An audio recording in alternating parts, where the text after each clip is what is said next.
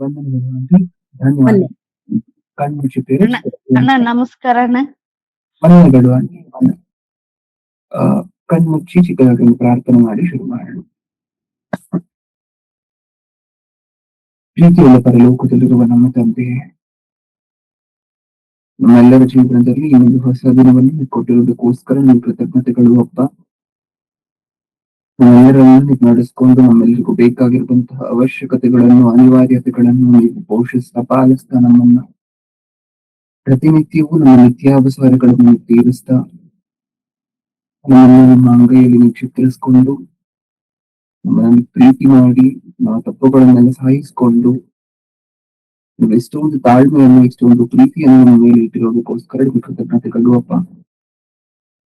ಒಂದೇ ನೀವು ಕೊಟ್ಟಿರುವಂತಹ ಈ ಅವಕಾಶದಲ್ಲಿ ನಿಮ್ಮ ಮಕ್ಕಳಾಗಿರುವಂತಹ ನಾವೆಲ್ಲರೂ ಸೇರಿ ಬಂದಿದ್ದೀವಿ. ಇದೊಂದೇ ವಾಕ್ಯವನ್ನ ಇನ್ನೂ ಹೆಚ್ಚಾಗಿ ಅರ್ಥ ಮಾಡ್ಕೊಳ್ಳಿಕ್ಕೆ, ವಾಕ್ಯ ಅರ್ಥ ಮಾಡ್ಕೊಳ್ಳಿಕ್ಕೆ ನೀವು ಬೇಕಾಗಿರುವಂತಹ ಬಲವನ್ನ ಶಕ್ತಿಯನ್ನು ಕೊಟ್ಟು ನಡೆಸಿ ಹೇಳ್ತಿರುವಂತಹ ನನಗೆ ಪರಿಶುದ್ಧಾತ್ಮರ ಸಹಾಯವನ್ನು ಕೇಳ್ತಿರುವಂತಹ ನಿಮ್ಮ ಮಕ್ಕಳಿಗೆ ಅದನ್ನು ಅಂಗೀಕರಿಸಲಿಕ್ಕೆ ಬೇಕಾಗಿರುವಂತಹ ವಿವೇಕವನ್ನು, ಸಾತ್ವಿಕತೆಯನ್ನು ದಯಪಾಲಿಸಿ. ನನ್ನ ಪ್ರಾರ್ಥನೆ ಯೇಸು ಕ್ರಿಸ್ತರ ನಾಮದಲ್ಲಿ ಸಮರ್ಪಿಸಿ ಬೇಡಿಕೊಳ್ಳುತ್ತಿದ್ದೇನೆ ಪರಲೋಕದಲ್ಲಿರುವ ನಮ್ಮ ತಂದೆಯೇ, ಆಮೆನ್. ಪ್ರಿಯರಾದ ಜನರೇ, ಇವತ್ತು ನಾವು ಆಲೋಚನೆ ಮಾಡ್ತಿರುವಂತಹ ಅಂಶದ ಹೆಸರು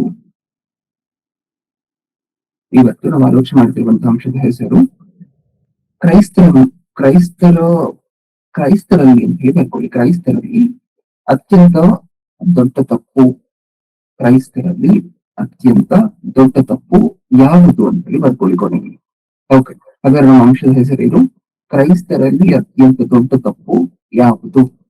ಓಕೆ, ಇಷ್ಟಕ್ಕೂ ಇಲ್ಲಿ ದೊಡ್ಡ ತಪ್ಪುಗಳು, ಚಿಕ್ಕ ತಪ್ಪುಗಳು ಅಂತ ಬೇರೆ ಇದೆಯಾ ಅಂತ ಹೇಳಿದ್ರೆ ಇದೆ. ಸತ್ಯವೇದದ ಪ್ರಕಾರ ದೊಡ್ಡ ಅಂದ್ರೆ ಪಾಪಗಳಲ್ಲಿ ನಾವು ಸತ್ಯವೇದದಲ್ಲಿ ನೋಡುವಂತಹ ಪ್ರಕಾರ ಕ್ಷಮಿಸಲ್ಪಡುವಂತಹ ಪಾಪಗಳಿದೆ, ಕ್ಷಮಿಸಲ್ಪಡದೇ ಇರುವಂತಹ ಪಾಪಗಳಿದೆ. ಹೌದಲ್ಲ? ಇದನ್ನೆಲ್ಲ ಸತ್ಯವೇದದಲ್ಲಿ ನೋಡ್ತೇವೆ. ಹಾಗೆ ಸತ್ಯವೇದನೆ ಸ್ಪೆಸಿಫೈ ಮಾಡಿ ಈ ತಪ್ಪು ಉಳಿದಂತಹ ಅನ್ಯ ಜನರು ಸಹ ಮಾಡೋದಿಲ್ಲ ಅನ್ನುವಂತಹ ಲೆಕ್ಕದಲ್ಲಿ ಸಹ ಕೆಲವು ಮಾತುಗಳನ್ನು ಮಾತಾಡಿದ್ದಾರೆ. ಸೊ ಆ ಪಾಪಗಳು, ಆ ತಪ್ಪುಗಳು ಏನಿದೆ ಅದನ್ನ ದೊಡ್ಡ ತಪ್ಪು ಅಥವಾ ರಿಲೇಟಿವ್ಲಿ ಉಳಿದಂತಹ ವಿಚಾರಗಳಿಗೆ ಕಂಪೇರ್ ಮಾಡಿ ನೋಡಿದ್ರೆ ಇದು ಇನ್ನೂ ದೊಡ್ಡ ತಪ್ಪು ಅಂತ ನಮ್ಗೆ ಅನ್ಸುತ್ತೆ. ಓಕೆ, ಅದ್ ಯಾವುದು ಅಂತ ಹೇಳಿ ನೋಡೋಣ ಒಂದ್ ಸ್ವಲ್ಪ ಹೊತ್ತಲ್ಲಿ. ಓಕೆ, ಈಗ ಅದಕ್ಕಿಂತ ಮುಂಚೆ, ನಾವು ವಚನವನ್ನ ನೋಡುವುದಕ್ಕಿಂತ ಮುಂಚೆ ನಾವೆಲ್ಲರೂ ಸಹ ನಮ್ಮ ಸ್ವಂತದವರನ್ನ, ನಮ್ಮ ಬಂಧು ಬಳಗವನ್ನ, ನಮ್ಗೆ ಗೊತ್ತಿರುವಂತವರನ್ನ, ನಮ್ಮ ತಂದೆ ತಾಯಿಯನ್ನ, ನಮ್ಮ ಅಜ್ಜಿ ತಾತರನ್ನ, ಅಥವಾ ನಮ್ಮ ಮಕ್ಕಳನ್ನ, ಅಥವಾ ಆ ಅಣ್ಣ ತಮ್ಮಂದಿರು, ಅಂಕಲ್ ಆಂಟಿ ಏನಿರ್ತಾರೆ, ಇವರನ್ನೆಲ್ಲ ತುಂಬಾ ಪ್ರೀತಿ ಮಾಡ್ತೀರಾ, ಹೌದಲ್ವಾ? ನೀವೆಲ್ಲರೂ ಸಹ ಮನುಷ್ಯರಾಗಿ ದೇವರು ಈ ಸಂಬಂಧಗಳನ್ನೆಲ್ಲ ನಮ್ಗೆ ಕೊಟ್ಟಿದ್ದಾರೆ. ಈ ಸಂಬಂಧಗಳನ್ನ ನಾವು ಬಂದು ಏರ್ಪಡಿಸ್ಕೊಂಡಿರುವಂತಹದ್ದಲ್ಲ ಅಲ್ವಾ? ಈ ಸಂಬಂಧಗಳು ಏನಿದೆ, ಅಜ್ಜಿ ತಾತ ಅನ್ನುವಂತಹ, ತಂದೆ ತಾಯಿ ಅನ್ನುವಂತಹದ್ದು, ಮಕ್ಕಳು ಅನ್ನುವಂತಹದ್ದು, ಮೊಮ್ಮಕ್ಕಳು ಅನ್ನುವಂತಹದ್ದು, ನಾನು ಹೇಳಿದೆ ಮಾವ ಅನ್ನುವಂತಹದ್ದು, ಅತ್ತೆ ಅನ್ನುವಂತಹದ್ದು, ಈ ಸಂಬಂಧಗಳೆಲ್ಲ ಏನ್ ಕೊಟ್ಟಿದ್ದಾರಲ್ವಾ, ಇದೆಲ್ಲ ದೇವರೇ ಬೆಸೆದಿರುವಂತಹ ಸಂಬಂಧ. ಒಂದು ತಾಯಿ ಗರ್ಭದಲ್ಲಿ ನಿಮ್ಮನ್ನು ಹುಟ್ಟಿಸ್ತಿದ್ದಾರೆ ಅಂತ ಹೇಳಿದ್ರೆ ಆಟೋಮ್ಯಾಟಿಕ್ ಆಗಿ ಆ ತಾಯಿ ಕಡೆಯವರು ಅಥವಾ ತಂದೆ ಕಡೆಯವರು ಎಲ್ಲರೂ ಸಹ ನಿಮ್ಮ ಸಂಬಂಧಿಕರು ಅವಾಗ್ಲಿಂದಲೂ. ಹೌದಲ್ವಾ? ನೀವು ಕೋರ್ಕೊಂಡಿಲ್ಲ ಅಲ್ವಾ ಸಂಬಂಧಕ್ಕೋಸ್ಕರ? ಓಕೆ, ದೇವರೇ ಪ್ಯಾಕೇಜ್ ಆಗಿ ನಿಮ್ಮನ್ನು ಭೂಮಿಯ ಮೇಲೆ ಕಳಿಸ್ಕೊಡ್ತಿರ್ಬೇಕಾದ್ರೆ ನಿಮ್ಮನ್ನು ಪ್ರೀತಿ ಮಾಡುವಂತ ಒಂದಷ್ಟು ಜನರನ್ನ ಏರ್ಪಾಟು ಮಾಡ್ತಿದ್ದಾರೆ, ಅರೇಂಜ್ ಮಾಡ್ತಿದ್ದಾರೆ. ಹೌದಾ? ನೀವು ಹಣ ಕೊಟ್ಟು ಕೊಂಡ್ಕೊಡ್ಲಿಕ್ಕಾಗತ್ತ ಇವ್ರನ್ನೆಲ್ಲ? ನೀವು ಹಣ ಕೊಟ್ಟು ನೀವು ಅಜಿತಾತ ಹಾಕಿ ಅಂತ ಹೇಳಿದ್ರೆ ಅವರು ಅಷ್ಟಾಗಿ ಅಜಿತಾತನ ಪಾತ್ರವನ್ನ ಪೋಷಿಸದೆ ಹೊರಟೋಗ್ಬೋದೇನೋ. ಹೌದಾ ಇಲ್ವಾ? ನಮ್ಮೆಲ್ಲರಿಗೂ ಗೊತ್ತು, ನಮ್ಮೆಲ್ಲರ ಜೀವನದಲ್ಲಿ ಅಜ್ಜಿ ತಾತ ಆಗಿರ್ಬೋದು, ತಂದೆ ತಾಯಿ ಆಗಿರ್ಬೋದು, ಅತ್ತೆ ಮಾವ ಆಗಿರ್ಬೋದು, ಇವರೆಲ್ಲರೂ ಸಹ ಏನು ಪಾತ್ರವನ್ನ ಪೋಷಿಸಿದ್ದಾರೆ ಅಂತ ಹೇಳಿ ನಮ್ಮೆಲ್ಲರಿಗೂ ಗೊತ್ತು. ಹೌದಾ ಇಲ್ವಾ? ಯಾಕೆಂದ್ರೆ ನಾರ್ಮಲ್ ಆಗಿ ನೀವು ಇವ್ರನ್ನ ಹೈರ್ ಮಾಡ್ಲಿಕ್ಕಾಗಲ್ಲ, ನೀವು ಹೊರಗಡೆಯಿಂದ ಕರ್ಕೊಂಡ್ ಬರ್ಲಿಕ್ಕಾಗಲ್ಲ ಎಲ್ಲಿಂದಲೂ ಸಹ. ಹೌದಾ ಇಲ್ವಾ? ಹಣ ಕೊಡ್ತೀನಿ, ಸ್ವಲ್ಪ ದಿನ ನಟನೆ ಮಾಡಿ ಅಂತ ಹೇಳಿದ್ರೆ ಅವ್ರು ಮಾಡುವಂತ ನಟನೆ ಬೇರೆ ತರ ಇರುತ್ತೆ. ನೀವು ನನ್ನ ಸಂಬಂಧಿಕರಾಗಿ, ನನ್ನ ಅಂಕಲ್ ಆಂಟಿ ಆಗಿ, ಅಥವಾ ಅತ್ತೆ ಮಾವ ಆಗಿ, ಅಥವಾ ತಂದೆ ತಾಯಿಯಾಗಿ ಆಕ್ಟ್ ಮಾಡಿ ಅಂದ್ರೆ ಅವ್ರು ಆಕ್ಟ್ ಮಾಡ್ಬೇಕಾದ್ರೆ ಅದ್ರಲ್ಲಿ ಪ್ರೀತಿ ಇರೋದಿಲ್ಲ, ಏನೂ ಇರೋದಿಲ್ಲ. ಹಾಗಾದ್ರೆ ನಿಮ್ಮನ್ನ ಭೂಮಿಯ ಮೇಲೆ ಕಳಿಸ್ತಿರೋದಕ್ಕಿಂತ ಮುಂಚೆನೆ, ಕಳಿಸ್ತಿರುವಂತಹ ಆ ಸಂದರ್ಭದಲ್ಲಿ ದೇವರು ಒಂದಷ್ಟು ಜನರನ್ನ ನಿಮ್ಮನ್ನ ನೋಡ್ಕೊಡ್ಲಿಕ್ಕೋಸ್ಕರ, ನಿಮ್ಮನ್ನ ಕಾಯಲಿಕ್ಕೋಸ್ಕರ, ನಿಮ್ಮ ಮೇಲೆ ಪ್ರೀತಿ ತೋರಿಸ್ಲಿಕ್ಕೋಸ್ಕರ, ದೇವರಲ್ಲಿರುವಂತಹ ಪ್ರೀತಿ ಭೂಮಿ ಮೇಲೆ ಸ್ವಲ್ಪ ಮಟ್ಟಕ್ಕಾದ್ರೂ ಈ ಮನುಷ್ಯರ ಮುಖಾಂತರ ಪ್ರದರ್ಶನ ಆಗ್ಬೇಕಲ್ವಾ? ಅದಕ್ಕೋಸ್ಕರ ಒಂದಷ್ಟು ಸಂಬಂಧಗಳನ್ನು ಸಹ ಜೊತೆಗೆ ಕೊಟ್ಟು ಕಳಿಸ್ತಿದ್ದಾರೆ ಪ್ರತಿಯೊಬ್ಬೊಬ್ಬರಿಗೂ. ಸ್ವಲ್ಪ ಜನ ಸ್ವಲ್ಪ ಜನ ಭೂಮಿಯ ಮೇಲೆ ಬರ್ಬೇಕಾದ್ರೆ ಬರೀ ತಂದೆ ತಾಯಿ ಅಷ್ಟೇ ಇರುವಂತಹದ್ದು ಕುಟುಂಬದ, ಬೇರೆ ಯಾರು ಇರುವುದಿಲ್ಲ, ಎಲ್ಲ ತೀರ್ಕೊಂಡ್ಬಿಟ್ಟಿರ್ತಾರೆ. ಹೌದಾ? ಇವ್ರಿಗಿಬ್ಬರೇ ಸಂಬಂಧಿಕರು, ಯಾರು? ತಂದೆ ತಾಯಿ. ಸ್ವಲ್ಪ ಜನಕ್ಕೆ 20 ಜನ, ಸ್ವಲ್ಪ ಜನಕ್ಕೆ 100 ಜನ. ಯಾಕಂದ್ರೆ 100 ಜನ ಇರ್ತಾರೆ ಇವ್ರ ಕುಟುಂಬದಲ್ಲಿ, ತುಂಬಿದ ಕುಟುಂಬ. ಹೌದಾ? ಅಂದ್ರೆ ಸ್ವಲ್ಪ ಜನ 20 ಜನ ಇದ್ದಾರೆ ಕುಟುಂಬದಲ್ಲಿ, ಸ್ವಲ್ಪ ಜನಕ್ಕೆ 100 ಜನ, ಸ್ವಲ್ಪ ಜನಕ್ಕೆ 5 ಜನ. ಅಂದ್ರೆ ಗೊತ್ತಿರುವಂತ ರಕ್ತ ಸಂಬಂಧದವರು ಅಂತ ಹೇಳ್ಕೋಬಹುದು, ಅಥವಾ ಸಂಬಂಧಿಕರು ಅಂತ ಹೇಳಿ ಹೇಳ್ಕೋಬಹುದು, ಬಂಧು ಬಳಗ ಅಂತ ಹೇಳಿ ಹೇಳ್ಕೋಬಹುದು. ಇಷ್ಟಿಷ್ಟು ಜನರನ್ನ ದೇವರು ಏರ್ಪಾಟು ಮಾಡ್ತಿದ್ದಾರೆ. ಓಕೆ. ಈಗ ದೇವರು ಏನ್ ಏರ್ಪಾಟ್ ಮಾಡ್ತಿದ್ದಾರೆ ಈ ಸಂಬಂಧಿಕರನ್ನ, ಇವರ ಕುರಿತಂತೆ ನಮಗಿರುವಂತಹ ಬಾಧ್ಯತೆ ಏನು? ಅದು ಪ್ರಶ್ನೆ. ಇವರ ಕುರಿತಂತೆ ನಮಗಿರುವಂತಹ ಬಾಧ್ಯತೆ ಏನು? ಇವ್ರು ನಿಮ್ಮ ಸಂಬಂಧಿಕರಾಗಿ ನಿಮ್ಮನ್ನ ಪ್ರೀತಿ ಮಾಡ್ತಾರಾ ಇಲ್ಲ? ಹ್ಮ್ ಕ್ರೈಸ್ತರಲ್ಲಿ ನೀವು ಬಂದ ಮೇಲೆ ಅವ್ರು ಒಂದ್ ವೇಳೆ ಕ್ರೈಸ್ತರಾಗಿಲ್ಲ ಅಂತ ಹೇಳಿ ಹೇಳಿದ್ರೆ ಹೇಗ್ ಟ್ರೀಟ್ ಮಾಡ್ತಾರೆ? ಇದನ್ನೆಲ್ಲ ಪಕ್ಕಕ್ಕಿಟ್ಬಿಡಿ ಸ್ವಲ್ಪ ಹೊತ್ತು ಈ ಸಂದೇಶದ ಮಟ್ಟಕ್ಕೆ. ಯಾಕಂದ್ರೆ ಹೇಗ್ ಡೀಲ್ ಮಾಡ್ಬೇಕು ಅನ್ನುವಂಥದ್ದು ಬೇರೆ ಬೇರೆ ಸಂದೇಶದಲ್ಲಿ ನೋಡಿದ್ದೀನಿ. ಸ್ಪೆಸಿಫಿಕ್ ಆಗಿ ನಿಮ್ಮನ್ನ ಪ್ರೀತಿ ಮಾಡುವಂತಹ ವಿಚಾರದಲ್ಲಿ ಮಾತ್ರ ಮಾತಾಡ್ಕೊಳ್ಳೋಣ. ಓಕೆ. ಈಗ ನಿಮ್ಮ ಸಂಬಂಧಿಕರೆಲ್ಲರೂ ಸಹ ಅಟ್ಲೀಸ್ಟ್ ದೂರದ ಸಂಬಂಧಿಕರಾದ್ರೂ ಬಿಟ್ಬಿಡಿ, ಹೋಗ್ಲಿ. ದೂರದ ಸಂಬಂಧಿಕರು ಬ್ರದರ್ ಮನ್ಸಲ್ಲಿ ಮಾತ್ರ ಪ್ರಿಯ, ಬಾಯಲ್ಲಿ ಮಾತ್ರ ಪ್ರೀತಿ ತೋರಿಸುವಂತೆ ಮಾತಾಡ್ತಾರೆ, ಮನ್ಸಲ್ಲಿ ಯಾವಾಗ್ಲೂ ನಾವು ಬೀಳ್ಲಿಕ್ಕೋಸ್ಕರ ಕಾಯ್ತಿರ್ತಾರೆ ಅಂತ. ಓಕೆ, ದೂರದ ಸಂಬಂಧಿಗಳನ್ನ ಬಿಟ್ಬಿಡಿ. ಹತ್ತಿರದ ಸಂಬಂಧಿಗಳು ಇರ್ತಾರಲ್ಲ ನಿಮ್ಗೆ. ನಾನು ಆಗ್ಲೇ ಹೇಳಿದೆ ನಿಮಗೆ, ನಿಮಗಿಂತ ಹಿರಿಯರು, ಅಚಿತಾಗಿ ತಂದೆ ತಾಯಿ ಆಗಿರ್ಬೋದು, ನಿಮ್ಮೂರಲ್ಲಿರುವಂತಹ ಜನ ಆಗಿರ್ಬೋದು, ನಿಮ್ಮನ್ನ ಮೆಚ್ಚಿಕೊಳ್ಳುವಂತವ್ರು, ಯಾವಾಗ್ಲೂ ನಿಮ್ಮನ್ನ ಇಷ್ಟಪಡುವಂತಹ ಜನ ಇರ್ತಾರಲ್ವಾ. ಓಕೆ, ಇವರೆಲ್ಲ ನಿಮ್ಮನ್ನು ಪ್ರೀತಿ ಮಾಡ್ತಾರಲ್ವಾ.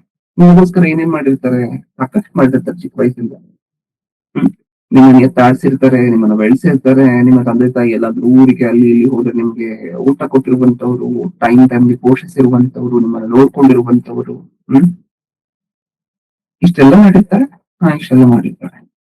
ನಿಮ್ ಜೊತೆ ಇನ್ನೂ ಏನೇನ್ ಮಾಡಿರ್ತಾರೆ? ಸಾಕಷ್ಟು ಜನ ಸಹಾಯಗಳನ್ನ ಮಾಡಿರ್ತಾರೆ, ಸಾಕಷ್ಟು ಜನ ನಿಮ್ಮ ವಿದ್ಯಾಭ್ಯಾಸಕ್ಕೆ ಸಹಾಯ ಮಾಡಿರ್ತಾರೆ, ಸಾಕಷ್ಟು ಜನ ನಿಮ್ಮನ್ನ ಹೋಗುವಂತಹ ದಾರಿಯಲ್ಲಿ ಡ್ರಾಪ್ ಮಾಡಿರ್ತಾರೆ ಪ್ರಯಾಣದಲ್ಲಿ. ಇಷ್ಟೆಲ್ಲ ಮಾಡಿರ್ತಾರೆ. ಓಕೆ, ಈಗ ನಾವು ಅವ್ರಿಗೋಸ್ಕರ ಏನ್ ಮಾಡ್ತೀವಿ? ನಾವು ಇವರಿಗೋಸ್ಕರ ಇಷ್ಟೊಂದು ನಮ್ಮ ಪ್ರೀತಿ ತೋರಿಸಿರುವಂತಹ ಬಂಧು ಬಳಗದ ನಿಮಿತ್ತ, ದೇವರು ಕೊಟ್ಟಿರುವಂತಹ ಬಂಧು ಬಳಗ, ಇಷ್ಟಕ್ಕೂ ಹೇಳ್ಬೇಕು ಅಂದ್ರೆ ಅವ್ರು ಯಾರು? ದೇವರು ನಮಗೋಸ್ಕರ, ನಮ್ಮ ಮೇಲೆ ಪ್ರೀತಿ ತೋರಿಸಲಿಕ್ಕೋಸ್ಕರ, ನಮ್ಮನ್ನು ನೋಡ್ಕೊಳ್ಳಿಕ್ಕೋಸ್ಕರ ಏರ್ಪಡಿಸಿರುವಂತಹ ಬಂಧು ಬಳಗ. ಈಗ ಈ ದೇವರು ಏರ್ಪಡಿಸಿರುವಂತಹ ಬಂಧು ಬಳಗಕ್ಕೋಸ್ಕರ ನಾವೇನ್ ಮಾಡ್ತೀವಿ? ಅವ್ರ ಕಡೆಯಿಂದ ನಾವು ಪ್ರೀತಿಯನ್ನ ಹೊಂದ್ಕೊಂಡಿದ್ದೀವಿ. ಅವ್ರು ಸಾಕಷ್ಟು ನೋಡ್ಕೊಂಡಿದ್ದಾರೆ, ನಡೆಸಿದ್ದಾರೆ, ಪ್ರೀತಿ ಮಾಡಿದ್ದಾರೆ, ಸಹಾಯ ಮಾಡಿದ್ದಾರೆ. ಇಷ್ಟೆಲ್ಲ ಮಾಡಿದಂತವರಿಗೋಸ್ಕರ ನಮ್ಮ ಕಡೆಯಿಂದ ನಾವೇನ್ ಮಾಡ್ತೀವಿ? ಏನ್ ಮಾಡಬಹುದು ಇಷ್ಟಕ್ಕೂ ಬಂಧು ಬಳಗಕ್ಕೋಸ್ಕರ? ಅವ್ರ ಮನೆಗೆ ಹೋಗ್ಬೇಕಾದ್ರೆ ಅರ್ಧ ಕೆಜಿ ಸ್ವೀಟ್ ತಗೊಂಡು ಹೋಗ್ಬೋದು. ಹೌದಾ? ನಾರ್ಮಲ್ ಆಗಿದೆ ಅಲ್ವಾ ನಡೆಯುವಂತಹದ್ದು. ಬಂಧು ಬಳಗದ ಮನೆಗೆ ಹೋಗ್ಬೇಕಂದ್ರೆ ಅರ್ಧ ಕೆಜಿ ಸ್ವೀಟ್, ಅರ್ಧ ಕೆಜಿ ಮಿಕ್ಸ್ಚರ್ ತಗೊಂಡು ಹೋಗ್ಬಿಡುವಂತಹದ್ದು ಹತ್ರ ಇರುವಂತಹ ಬೇಕರಿಲಿ. ಅಥವಾ 1 ಕೆಜಿ ಆಪಲ್, 1 ಕೆಜಿ ಮೂಸಂಬಿ ತಗೊಂಡು ಹೋದ್ರೆ ನಮ್ಮ ಬಾಧ್ಯತೆ ಮುಗೀತು. ಅವ್ರು ಏನೇನ್ ಮಾಡಿದಾರೋ ಈ ಮುಂಚೆ ನಮಗೆ, ಅದರ ನಿಮಿತ್ತ ನನ್ನ ಬಾಧ್ಯತೆಯನ್ನ ನಾನು ತೊಳ್ಕೊಳ್ತಿದ್ದೀನಿ. ಅದೇನಾದ್ರ ಅರ್ಥ? ತಗೊಂಡು ಹೋಗುವಂತಹದ್ರ ಅರ್ಥ. ಹೌದಾ? ಬೇಕರಿ ಏನಾದ್ರು ತಗೊಂಡು ಹೋಗುವಂತಹದ್ದು, ಅಥವಾ ಹಣ್ಣು ಏನಾದ್ರು ತಗೊಂಡು ಹೋಗುವಂತಹದ್ದು, ಕೊಟ್ಬಿಡುವಂತಹದ್ದು. ಅಲ್ಲಿಗೆ ನನ್ನ ದೇವರು ನನಗೆ ಕೊಟ್ಟಿರುವಂತಹ ಸಂಬಂಧಿಕರು ನನ್ನ ಮೇಲೆ ತೋರಿಸಿರುವಂತಹ ಪ್ರೀತಿಗೆ ನನ್ನ ಬಾಧ್ಯತೆ, ನನ್ನ ಋಣ ಮುಗೀತು. ಇದೆಲ್ಲ ಮನುಷ್ಯರು ಎಕ್ಸ್ಪೆಕ್ಟ್ ಮಾಡ್ಬೋದೇನೋ? ಏನು ಈ ಲೋಕದಲ್ಲಿ ಯಾವ್ದಾದ್ರು ಒಂದು ಮನೆಗೆ ಹೋಗ್ಬೇಕಾದ್ರೆ ಒಂದು ಹಣ್ಣನ್ನು ಕೊಟ್ರೆ ಮುಗ್ದೋಯ್ತು, ಇದನ್ನ ಕೊಟ್ರೆ ಮುಗ್ದೋಯ್ತು ಅಂತ ಹೇಳಿ. ಆದ್ರೆ ದೇವರು ಈ ಸಂಬಂಧವನ್ನ ಏರ್ಪಡಿಸ್ತಾ ಪಡಿಸ್ತಾ ಪಡಿಸ್ತಾ ಒಂದು ಮಾತನ್ನು ಹೇಳಿದ್ದಾರೆ ಸತ್ಯವೇದದಲ್ಲಿ. ನಮ್ಮೆಲ್ಲರಿಗೂ ಸಂಬಂಧಗಳನ್ನ ಏರ್ಪಡಿಸಿದ್ದಾರೆ. ಅತ್ತೆ ಮಾವ ಅಂತ, ಅಂಕಲ್ ಆಂಟಿ ಅಂತ ಹೇಳಿ, ತಂದೆ ತಾಯಿ ಅಂತ ಹೇಳಿ, ಈ ತರ ಸಂಬಂಧಗಳನ್ನ ಏರ್ಪಡಿಸಿದ್ದಾರೆ. ಈ ಏರ್ಪಡಿಸ್ಬಿಟ್ಟು ಈ ಸಂಬಂಧಗಳಿಂದ ನಾವು ಪ್ರೀತಿಯನ್ನು ಹೊಂದ್ಕೊಳ್ತೀವಿ. ಹೌದಲ್ವಾ? ನಾವು ಪ್ರೀತಿಯನ್ನು ಹೊಂದ್ಕೊಳ್ಬಹುದು. ಆದ್ರೆ ಈ ಸಂಬಂಧಗಳ ನಿಮಿತ್ತ ನಮ್ಮದೊಂದು ಬಾಧ್ಯತೆ ಇದೆ. ಬರೀ 1 ಕೆಜಿ ಆಪಲ್ ಅನ್ನ ತಗೊಂಡು ಹೋಗಿ ಕೊಟ್ರೆ ಮುಗಿಯೋದಿಲ್ಲ ಸಂಬಂಧ ಅನ್ನುವಂಥದ್ದು. ಬರೀ 1 ಕೆಜಿ ಮಾವಿನ ಹಣ್ಣನ್ನ ತಗೊಂಡೋಗಿ ಕೊಟ್ರೆ ಅವ್ರ ಮನೆಗೆ ಹೋಗ್ಬೇಕಾದ್ರೆ ಮುಗಿಯೋದಿಲ್ಲ ಅದರ ಋಣ ಅನ್ನುವಂಥ. ದೇವರ ದೃಷ್ಟಿಯಲ್ಲಿ ಇಷ್ಟಕ್ಕೂ ಆ ಸಂಬಂಧಗಳು ನಮ್ಮ ಮೇಲೆ ತೋರಿಸಿರುವಂತಹ ಪ್ರೀತಿಗೆ ನಾವ್ ಏನ್ ಮಾಡ್ಬೇಕು? ದೇವರು ನಮಗೆ ಏರ್ಪಡಿಸಿ ಕೊಟ್ಟಿರುವಂತಹ ಉತ್ತಮವಾಗಿರುವಂತಹ ಒಂದು ಎಕ್ಸ್ಟೆಂಡೆಡ್ ಫ್ಯಾಮಿಲಿ, ಒಂದು ತುಂಬಿದ ದೊಡ್ಡ ಕುಟುಂಬ ಅಂತ ಹೇಳಿ ಹೇಳ್ಬೋದು. ಸಂಬಂಧಿಕರನ್ನೆಲ್ಲ ಸೇರಿಸ್ಕೊಂಡ್ರೆ ದೊಡ್ಡ ಕುಟುಂಬ ಅಲ್ವಾ ಅದು? ಓಕೆ, ಈ ದೊಡ್ಡ ಕುಟುಂಬದ ಬಗ್ಗೆ ನಮ್ಮ ಬಾಧ್ಯತೆ ಏನು? ಅದು ಪ್ರಶ್ನೆ. ಒಂದ್ಸರಿ ಸತ್ಯವೇದದಲ್ಲಿ ನೋಡೋಣ ಏನ್ ಹೇಳ್ತಿದ್ದಾರೆ ದೇವ್ರು ಅಂತ ಹೇಳಿ. ತಿಮೋತಿಯನಿಗೆ ಬರೆದ ಮೊದಲನೇ ಪತ್ರಿಕೆ, ತಿಮೋತಿಯನಿಗೆ ಬರೆದ ಮೊದಲನೇ ಪತ್ರಿಕೆ 5ನೇ ಅಧ್ಯಾಯ 8ನೇ ವಚನ. 5:8. ಯಾವನಾದರೂ ಸ್ವಂತ ಜನರನ್ನು ವಿಶೇಷವಾಗಿ ತನ್ನ ಮನೆಯವರನ್ನು ಸಂರಕ್ಷಿಸದೆ ಹೋದರೆ ಅವನು ಕ್ರಿಸ್ತ ನಂಬಿಕೆಯನ್ನು ತಿರಸ್ಕರಿಸಿದವನು, ನಂಬದವನಿಗಿಂತ ಕಡೆಯಾದವನು ಆಗಿದ್ದಾನೆ. ಏನ್ ಅರ್ಥ ಆಯ್ತು ನಮ್ಗೆ ಈ ಮಾತಿನಿಂದ? ಸ್ವಂತ ಜನರು, ಯಾರು ಸ್ವಂತ ಜನರು? ಇಷ್ಟಕ್ಕೂ ದೇವರು ನಮಗೋಸ್ಕರ ಎಳೆದಿರುವಂತಹ, ಬೆಸೆದಿರುವಂತಹ ಈ ಕುಟುಂಬದಲ್ಲಿರುವಂತಹ ತಪ್ಪಿಯರೆಲ್ಲ ಸ್ವಂತ ಜನರ ನಮಗೆ ಈ ಭೂಮಿಯ ಮೇಲಿರುವವರೆಗೂ. ನಾವು ಬೇರೆ ಪಾಠದಲ್ಲಿ ಸ್ವಂತ ಜನರು ಯಾರು ಅನ್ನುವಂತಹ ಪಾಠದಲ್ಲಿ ನಮ್ಮ ಜೊತೆ ಪರಲೋಕಕ್ಕೆ ಬರುವಂತವರು ಅನ್ನುವಂತಹದನ್ನು ನೋಡಿದ್ವಿ. ಆದ್ರೆ ಈ ಕಾಂಟೆಕ್ಸ್ಟ್ ಅಲ್ಲಿ, ಸಂದೇಶದ ಮಟ್ಟಕ್ಕೆ ಇವತ್ತು ನಾವು ಆಲೋಚನೆ ಮಾಡ್ತಿರುವಂತಹ ವಾಕ್ಯ ಭಾಗದಲ್ಲಿ ಸ್ವಂತ ಜನರು ಅನ್ನುವಂತಹದ್ದು ನಮ್ಮ ಜೊತೆ ಇರುವಂತವರು, ನಮ್ಮ ಹತ್ರ ಇರುವಂತವರು, ಈ ಲೋಕಕ್ಕೆ ಸಂಬಂಧಪಟ್ಟಂತೆ ನಮ್ಮ ನಮ್ಮನ್ನು ನೋಡ್ಕೊಂಡಿರುವಂತವರು, ನಮ್ಮನ್ನು ಪ್ರೀತಿ ಮಾಡಿರುವಂತವ್ರು, ಇವರೆಲ್ಲರೂ ಸೇರ್ತಾರೆ. ಹೌದಾ? ಓಕೆ. ಏನಂತ ಇಷ್ಟಕ್ಕೂ ಈ ವಚನದ ಪ್ರಕಾರ ಏನ್ ಮಾಡ್ಬೇಕಂತ? ಯಾವನಾದರೂ ಸ್ವಂತ ಜನರನ್ನು, ವಿಶೇಷವಾಗಿ ತನ್ನ ಮನೆಯವರನ್ನು, ಅದಕ್ಕೆ ಸ್ವಂತ ಜನರು ಅಂದ್ರೆ ನಾವು ಯಾರ್ಯಾರು ಬೇರೆಯವ್ರನ್ನ ಅರ್ಥ ಮಾಡ್ಕೊಳ್ತೀವಿ ಅಥವಾ ಆತ್ಮಕ್ಕೆ ಸಂಬಂಧಪಟ್ಟಿರುವಂತವ್ರನ್ನ ಅರ್ಥ ಮಾಡ್ಕೊಳ್ತೀವಿ ಅಂತ ಹೇಳಿ. ಆತ್ಮಕ್ಕೆ ಸಂಬಂಧಪಟ್ಟಿರುವಂತವರು ಸ್ವಂತ ಜನರೇ, ಆದ್ರೆ ಕಾಂಟೆಕ್ಸ್ಟ್, ಇವತ್ತು ಮಾತಾಡ್ತಿರುವಂತಹ ಕಾಂಟೆಕ್ಸ್ಟ್ ಬಂದು ನಮ್ಮ ಮನೆಯವರು ಸ್ವಂತ ಜನರು ಅಂತ ಹೇಳುತ್ತೆ. ಓಕೆ, ಏನ್ ಹೇಳ್ತಿದ್ದಾರೆ ಇಷ್ಟಕ್ಕೂ ಇಲ್ಲಿ? ಯಾವನಾದರೂ ಸ್ವಂತ ಜನರನ್ನು ವಿಶೇಷವಾಗಿ, ಇನ್ನೂ ಮುಖ್ಯವಾಗಿ ಅಂತ, ವಿಶೇಷವಾಗಿ ಅಂದ್ರೆ ಇನ್ನೂ ಮುಖ್ಯವಾಗಿ ತನ್ನ ಮನೆಯವರನ್ನು ಸಂರಕ್ಷಿಸದೆ ಹೋದರೆ ಅವನು ಕ್ರಿಸ್ತ ನಂಬಿಕೆಯನ್ನು ತಿರಸ್ಕರಿಸಿದವನು, ನಂಬದವನಿಗಿಂತ ಕಡೆಯಾದವನು ಆಗಿದ್ದಾನೆ. ಏನಂತೆ? ಬಂಧು ಬಳಗದ ಬಗ್ಗೆ ಮನೆಯವರು ಅಂತ ಹೇಳಿದ್ರೆ ನಾಗ್ಲಿಂದ ಹೇಳ್ತಾ ಬರ್ತಿದ್ದೀನಿ. ಎಕ್ಸ್ಟೆಂಡೆಡ್ ಫ್ಯಾಮಿಲಿ ಅಂದ್ರೆ ಯಾರ್ಯಾರು ಇರ್ತಾರೆ? ಬರೀ ನೀವು, ನಿಮ್ಮ ತಂದೆ ತಾಯಿ, ಎಷ್ಟು ಜನ ಮಾತ್ರ ಅದು? ನೀವು, ನಿಮ್ಮ ತಂದೆ ತಾಯಿ, ನಿಮ್ಮ ಬಂಧು ಬಳಗ, ನಿಮ್ಮ ಅಜ್ಜಿ ತಾತ, ನಿಮ್ಮ ಅಂಕಲ್ ಆಂಟಿ, ಅವರು ಇವರು, ಊರ್ ಕಡೆಯವರು, ನಿಮ್ಮನ್ನು ಪ್ರೀತಿ ಮಾಡಿದಂತಹ ಎಲ್ಲರೂ ಸಹ, ನಿಮ್ಮ ಮಾತಿಗೆ ಬೆಲೆ ಕೊಡುವಂತಹ ಎಲ್ಲರೂ ಸಹ, ನಿಮ್ಮನ್ನು ನೋಡ್ಕೊಂಡಿರುವಂತಹ ಎಲ್ಲರೂ ಸಹ. ಓಕೆ, ಈಗ ಇಷ್ಟೂ ಜನ ಇದಾರಲ್ವಾ ನಿಮ್ಮ ಮನೆಯವರು, ಇವರೆಲ್ಲರೂ. ಈ ಮನೆಯವರನ್ನು ಯಾರಾದ್ರೂ ಸಂರಕ್ಷಿಸದೆ ಹೋದರೆ ಅಂತ ಹೇಳಿದ್ರೆ, ಅವ್ರನ್ನ ಕಾಪಾಡದೆ ಹೋದ್ರೆ ಅಂದ್ರೆ ಈ ಲೋಕದ ದೃಷ್ಟಿಯಲ್ಲಿ ಕಾಪಾಡುವಂತಹದ್ದಲ್ಲ. ನೀವು ಈ ಲೋಕದ ದೃಷ್ಟಿಯಲ್ಲಿ ಕಾಪಾಡಿದ್ರು ಸಹ ಇನ್ನೊಂದು ದಿನ ಅವರ ಅಪಾಯಕ್ಕೊಳಗಾಗ್ತಾರೆ. ಹೌದಾ?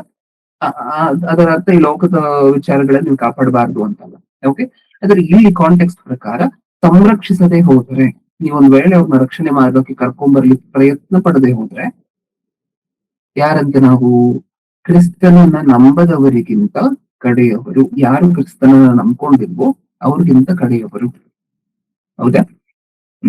ಇದು ನಮ್ಮ ಬಂಧು ಬಳಗದ ಕುರಿತು ದೇವರು ನಮ್ಗೆ ಇಟ್ಟಿರುವಂತಹ ಬಾಧ್ಯತೆ. ನಮ್ಗೆ ಅರ್ಥ ಆಯ್ತಾ ಈ ಮಾತು? ಇನ್ನೊಂದ್ಸರಿ ಓದೋಣ. ಯಾವನಾದರೂ ಸ್ವಂತ ಜನರನ್ನು, ವಿಶೇಷವಾಗಿ ತನ್ನ ಮನೆಯವರನ್ನು ಸಂರಕ್ಷಿಸದೆ ಹೋದರೆ ಅವನು ಕ್ರಿಸ್ತ ನಂಬಿಕೆಯನ್ನು ತಿರಸ್ಕರಿಸಿದವನು. ನಾವು ನಂಬ್ಕೊಂಡಿದ್ದೀವಿ, ನಮ್ಮ ಮನೆಯವ್ರು ನಂಬ್ಕೊಂಡಿಲ್ಲ, ನಮ್ಮ ಕುಟುಂಬದವ್ರು ನಂಬ್ಕೊಂಡಿಲ್ಲ ಅಂತ ಅನ್ಕೊಳ್ಳಿ. ಅವ್ರು ನಂಬಿಸ್ಲಿಕ್ಕೆ ನಾವು ಪ್ರಯತ್ನ ಪಡ್ತಿಲ್ಲ ಅಂತ ಅನ್ಕೊಳ್ಳಿ. ನಾವ್ ಯಾರಂತೆ? ನಾವು ನಂಬ್ಕೊಂಡಿದ್ರು ನಾವು ಕ್ರಿಸ್ತನ ನಂಬಿಕೆಯನ್ನು ತಿರಸ್ಕರಿಸಿದಂತಹ ಜನರು. ಮುಂದೆ ಇನ್ನು ಏನ್ ಹೇಳ್ತಿದ್ದಾರೆ? ನಂಬಿಕೆಯನ್ನು ತಿರಸ್ಕರಿಸಿದವನು ನಂಬದವನಿಗಿಂತ ಕಡೆಯಾದವನು ಆಗಿದ್ದಾನೆ. ನಂಬದವರಿಗಿಂತ ನಾವೇ ಕಡೆಯವರು. ಚೆನ್ನಾಗಿದೆಯಲ್ಲ? ದೇವರಿಟ್ಟಿರುವಂತಹ ಬಾಧ್ಯತೆ, ಬಂಧು ಬಳಗದ ಕುರಿತಂತೆ, ಮನೆಯವರ ಕುರಿತಂತೆ ದೇವರಿಟ್ಟಿರುವಂತಹ ನಮ್ಮ ಮೇಲಿಟ್ಟಿರುವಂತಹ ಒಳ್ಳೆ ರೀತಿಯಾಗಿರುವಂತಹ ಭಾರ ಅಂತ ಹೇಳಿ ಹೇಳ್ಬೋದು. ಯಾಕಂದ್ರೆ ಅವ್ರು ಅಷ್ಟೊಂದು ಪ್ರೀತಿಯನ್ನು ತೋರಿಸ್ಲಿಕ್ಕೆ ದೇವರೇ ಅವ್ರು ಏರ್ಪಡಿಸಿದ್ದಾರೆ ಅಂತ ಹೇಳಿದ್ರೆ ನಿಮ್ಗೆ ಅನ್ಸುತ್ತೆ? ಬರೀ ಪ್ರೀತಿಯನ್ನು ಹೊಂದ್ಕೊಳ್ಲಿಕ್ಕೆ ಮಾತ್ರ ದೇವ್ರು ಕೊಟ್ಟಿದ್ದಾರೆ, ಅವ್ರಿಗೆ ಮತ್ತೆ ವಾಪಸ್ ಏನು ಕೊಡುವಂತಹದಿಲ್ಲ ನಮ್ಮ ಕಡೆಯಿಂದ. ನಾನು ಆಗ್ಲೇ ಹೇಳಿದೆ, ಹೋಗ್ಬೇಕಾದ್ರೆ ಬೇಕರಿ ಏನಾದ್ರು ತಗೊಂಡ್ ಹೊಟ್ಟೋದ್ರೆ ಆಯ್ತು, ಹಣ್ಣಂಗಿಲ್ ಹೋಗಿ ಏನಾದ್ರು ತಗೊಂಡ್ ಹೊಟ್ಟೋದ್ರೆ ಆಯ್ತು. ಆಗೋದಿಲ್ಲ. ದೇವರು ಬಂಧು ಬಳಗದ ಕುರಿತಂತೆ ಒಂದು ದೊಡ್ಡ ಬಾಧ್ಯತೆ ಇಟ್ಟಿದ್ದಾರೆ.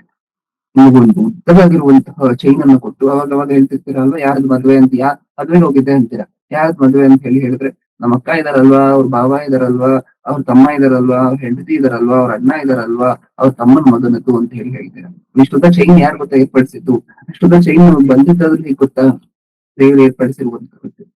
ಹೌದಾ? ಇಲ್ಲ ಅಂತ ಹೇಳಿದ್ರೆ ನಾವೆಲ್ಲರೂ ಅನಾಥರೆ. ಹಂಗೆ ಸೃಷ್ಟಿ ಮಾಡಿದ್ರು ಅಂತ ಅನ್ಕೊಳ್ಳಿ ನಮ್ಮನ್ನು. ನಮ್ಮನ್ನು ಸಹ ಹಂಗೆ ಪಟ್ ಅಂತ ಕಲ್ಲುಗಳಿಂದ ಉದ್ಭವಿಸ್ತಿದ್ವಿ, ಕಲ್ಲುಗಳಿಂದ ಹುಟ್ಟಿ ಮಕ್ಕಳು ಬರ್ತಿದ್ದಾರೆ ಅಂತ ಅನ್ಕೊಳ್ಳಿ. ಅದಕ್ಕೊಂದು ಸಂಬಂಧ ಇರುತ್ತೆ? ಅದಕ್ಕೆ ತಂದೆ ತಾಯಿ ಇರ್ತಾರೆ, ಅದಕ್ಕೆ ಅಂಕಲ್ ಆಂಟಿ ಇರ್ತಾರ? ಯಾರು ಇರೋದಿಲ್ಲ. ಹೌದಲ್ವಾ? ನಾವ್ ಆತರ ಹುಟ್ಟಿ ಬಂದಿರುವಂತವ್ರಲ್ಲ. ದೇವರು ಒಂದು ಚೈನ್ ಕೊಟ್ಟಿದ್ದಾರೆ ನಮ್ಗೆ, ದೊಡ್ಡ ಸರಪಣಿ ಇಷ್ಟಕ್ಕೂ. ಅದು ಹೌದಾ? ಅದ್ರಲ್ಲಿ ಎಷ್ಟೋ ಲಿಂಕ್ಗಳಿವೆ. ಆ ಲಿಂಕ್ಗಳೆಲ್ಲ ಒಂದೊಂದು ಸಂಬಂಧಗಳಾದ್ರೆ ಆ ಅಷ್ಟು ಸಂಬಂಧಗಳ ಕುರಿತಂತೆ ನಮಗಿರುವಂತಹ ಬಾಧ್ಯತೆ ಅವರೆಲ್ಲರನ್ನ ರಕ್ಷಣೆ ಮಾರ್ಗದಲ್ಲಿ ಕರ್ಕೊಂಡು ಬರ್ಲಿಕ್ಕೆ ಪ್ರಯತ್ನ ಪಡಬೇಕು. ಅವ್ರು ಸಾಕಷ್ಟು ಜನ ನಿಮ್ಮಲ್ಲಿ ಪ್ರಶ್ನೆ ಇರುತ್ತೆ, ಬ್ರದರ್ ನಾನು ಸಾಕಷ್ಟು ವರ್ಷಗಳಿಂದ ಹೇಳ್ತೀವಿ ನಮ್ಮ ಕುಟುಂಬದವ್ರಿಗೆ, ಇವತ್ತಿಗೂ ಸಹ ಬಂದಿಲ್ಲ ರಕ್ಷಣೆ ಮಾರ್ಗದಲ್ಲಿ ಅಂತ ಹೇಳಿ. ಹಾಗಾದ್ರೆ ಈಗ ರಕ್ಷಣೆ ಮಾರ್ಗದಲ್ಲಿ ಬಂದಿಲ್ಲ ಅಂತ ಹೇಳಿ ಹೇಳಿದ್ರೆ ದೇವ್ರು ನನ್ ತಪ್ಪು ಎಣಿಸ್ತಾರ? ಅವ್ರು ಬಂದಿಲ್ಲ, ನಾನಂತೂ ಹೇಳ್ತಿದ್ದೀನಿ ಅವ್ರು ಬಂದಿಲ್ಲ. ನೀವು ಪ್ರಯತ್ನ ಆದ್ರೂ ಪಟ್ಟಿದ್ದೀರಾ ಅಲ್ವಾ? ಆ ಪ್ರಯತ್ನ ಪಡ್ಬೇಕು. ಯಾಕಂದ್ರೆ ಸತ್ಯವೇದಲ್ಲಿ ಓದ್ಕೊಳ್ಳುವಂತಹ ಮಾತುಕತೆ, ನಿಮ್ಮ ಸಹೋದರನ ತಪ್ಪನ್ನು ಕುರಿತಂತೆ ನೀವು ಗೊತ್ತಿದ್ದು ನೀವು ಎಚ್ಚರಿಸದೇ ಇದ್ರೆ ಅದು ನಿಮ್ ತಪ್ಪು. ನೀವು ಎಚ್ಚರಿಸಿ ಯಾವ ವ್ಯಕ್ತಿ ಮಾರ್ಪಟ್ಟಿಲ್ಲ ಅಂತ ಹೇಳಿ ಹೇಳಿದ್ರೆ ಅದು ಆ ವ್ಯಕ್ತಿ ಅದು. ಹೌದಾ? ಓಕೆ, ಅಟ್ಲೀಸ್ಟ್ ಆ ಪ್ರಯತ್ನ ಆದ್ರೂ ಪಡ್ತೀವಿ ರಕ್ಷಣೆ ಮಾರ್ಗದಲ್ಲಿ ಮನೆಯವರನ್ನ ಕರ್ಕೊಂಡ್ ಬರ್ಲಿಕ್ಕೆ. ಮನೆಯವರು ಅಂದ್ರೆ ಎಕ್ಸ್ಟೆಂಡೆಡ್ ಫ್ಯಾಮಿಲಿ, ನೀವು ಕೊಟ್ಟಿರುವಂತಹ ಸಮಸ್ತ ಬಂಧು ಬಳಗನೂ ಸಹ, ನಿಮ್ಮ ಮಾತನ್ನ ಕೇಳುವಂತಹ, ನಿಮ್ಮ ಮಾತಿಗೆ ಬೆಲೆ ಕೊಡುವಂತಹ ಎಲ್ಲರೂ ಸಹ, ನಿಮ್ಮ ಕುಟುಂಬದಲ್ಲಿರುವಂತಹ ಎಲ್ಲರೂ 3 ಜನ, ಅವರು ಇವರು ಊರಿಗೆ ಹೋಗ್ತೀರಲ್ಲ, ಸಾಕಷ್ಟು ಜನ ಎಲ್ಲರೂ ಊರಿಗೆ ಹೋಗ್ತೀವಲ್ಲ, ಅವಾಗ ಊರಿಗೆ ಹೋಗ್ತೀವಲ್ಲ. ಊರಿಗೆ ಯಾರಿಗಾದ್ರೂ ಹೇಳಲಿಕ್ಕೆ ಪ್ರಯತ್ನ ಪಟ್ಟಿದ್ದೀವಾ ಇಷ್ಟಕ್ಕೂ? ನಿಮ್ಮ ಊರಲ್ಲಿ ನಿಮ್ಮ ಮಾತನ್ನ ಕೇಳುವಂತವ್ರು ಸಾಕಷ್ಟು ಜನ ಇರ್ತಾರೆ, ನಿಜನಾ ಇಲ್ವಾ? ಒಂದ್ ವೇಳೆ ನೀವು ಬೆಂಗಳೂರಲ್ಲಿ ವಾಸ ಮಾಡ್ತಿದ್ರೆ ನಿಮಗೆ ಸಿಕ್ಕುವಂತಹ ಬೆಲೆ ಏನು ಅಂತ ನಮ್ಗೆ ಗೊತ್ತು ಊರಿಗೆ ಹೋದಾಗ. ನಿಜನಾ? ನೀವು ಊರಿಗೆ ಹೋದ್ರಿ ಅಂತ ಅನ್ಕೊಳ್ಳಿ, ನಿಮ್ಗೆ ವಿಶೇಷವಾಗಿರುವಂತಹ ಬೆಲೆ ಸಿಕ್ಕುತ್ತಾ ಇಲ್ವಾ? ಪಟ್ಟಣ ಸಿಟಿಯಿಂದ ಬಂದಿದ್ದಾನೆ ನಮ್ ತಮ್ಮ ಅಥವಾ ನಮ್ಮ ಅಣ್ಣ, ನನ್ನ ಮಗ ಅಂತ ಅನ್ಕೊಂಡು ನಿಮ್ ತಂದೆ ತಾಯಿಯಂದಿರು, ನಿಮ್ ಅಣ್ಣ ತಮ್ಮಂದಿರು ನಿಮ್ ಬಗ್ಗೆ ಹೇಳ್ಕೊಳ್ತಾರ ಇಲ್ವಾ? ಸಿಟಿ ಪೇಟೆ ದೊಡ್ಡ ಕೆಲಸದಲ್ಲಿ ದೊಡ್ಡ ಕಂಪನಿ ಕೆಲಸ ಮಾಡ್ತಾನೆ, ಇಷ್ಟು ಸಾವಿರ ಅಥವಾ ಇಷ್ಟು ಲಕ್ಷ ಸಂಬಳ ತಗೊಳ್ತಾನೆ ಅಂತ ನಿಮ್ಮವ್ರು ನಿಮ್ ಬಗ್ಗೆ ಹೇಳ್ಕೊಳ್ತಾರೆ. ಹೇಳ್ಕೊಳ್ತಾರೆ ಅಂದ್ರೆ ಅವರು ನಿಮ್ಮ ಮಾತಿಗೆ ಬೆಲೆ ಕೊಡುವಂತಹ ಜನರೇನ? ಹೌದು. ಯಾವತ್ತಾದ್ರೂ ಹೇಳಿದೀವಾ? ಊರಿಗಂತೂ ಹೋಗ್ತೀರಿ ಎಲ್ಲರೂ ಸಹ, ಊರಲ್ಲಿರುವಂತಹ ಜನಕ್ಕೆ ಯಾವತ್ತಾದ್ರೂ ಹೇಳಿದೀವಾ ಅವರೆಲ್ಲ ನಿಮ್ಮ ಸ್ವಂತದವರು? ಇಷ್ಟಕ್ಕೂ ನಿಮ್ಮ ಊರಲ್ಲಿ ಇರುವಂತವ್ರು ನಿಮ್ಮ ಸ್ವಂತದವರು, ನಿಮ್ಮ ಮಾತನ್ನ ಕೇಳುವಂತವ್ರು, ನಿಮ್ಮ ಮಾತಿಗೆ ಬೆಲೆ ಕೊಡುವಂತವ್ರು, ನಿಮ್ಮ ಮೇಲೆ ಪ್ರೀತಿ ತೋರಿಸಿರುವಂತವ್ರು ಈಗಾಗ್ಲೇ. ಹೌದಾ? ಇವಾಗ ಹೇಗೆ ಊರಲ್ಲಿರುವಂತಹ ಜನರಿಗೆ ಹೇಳಿದೀವಾ?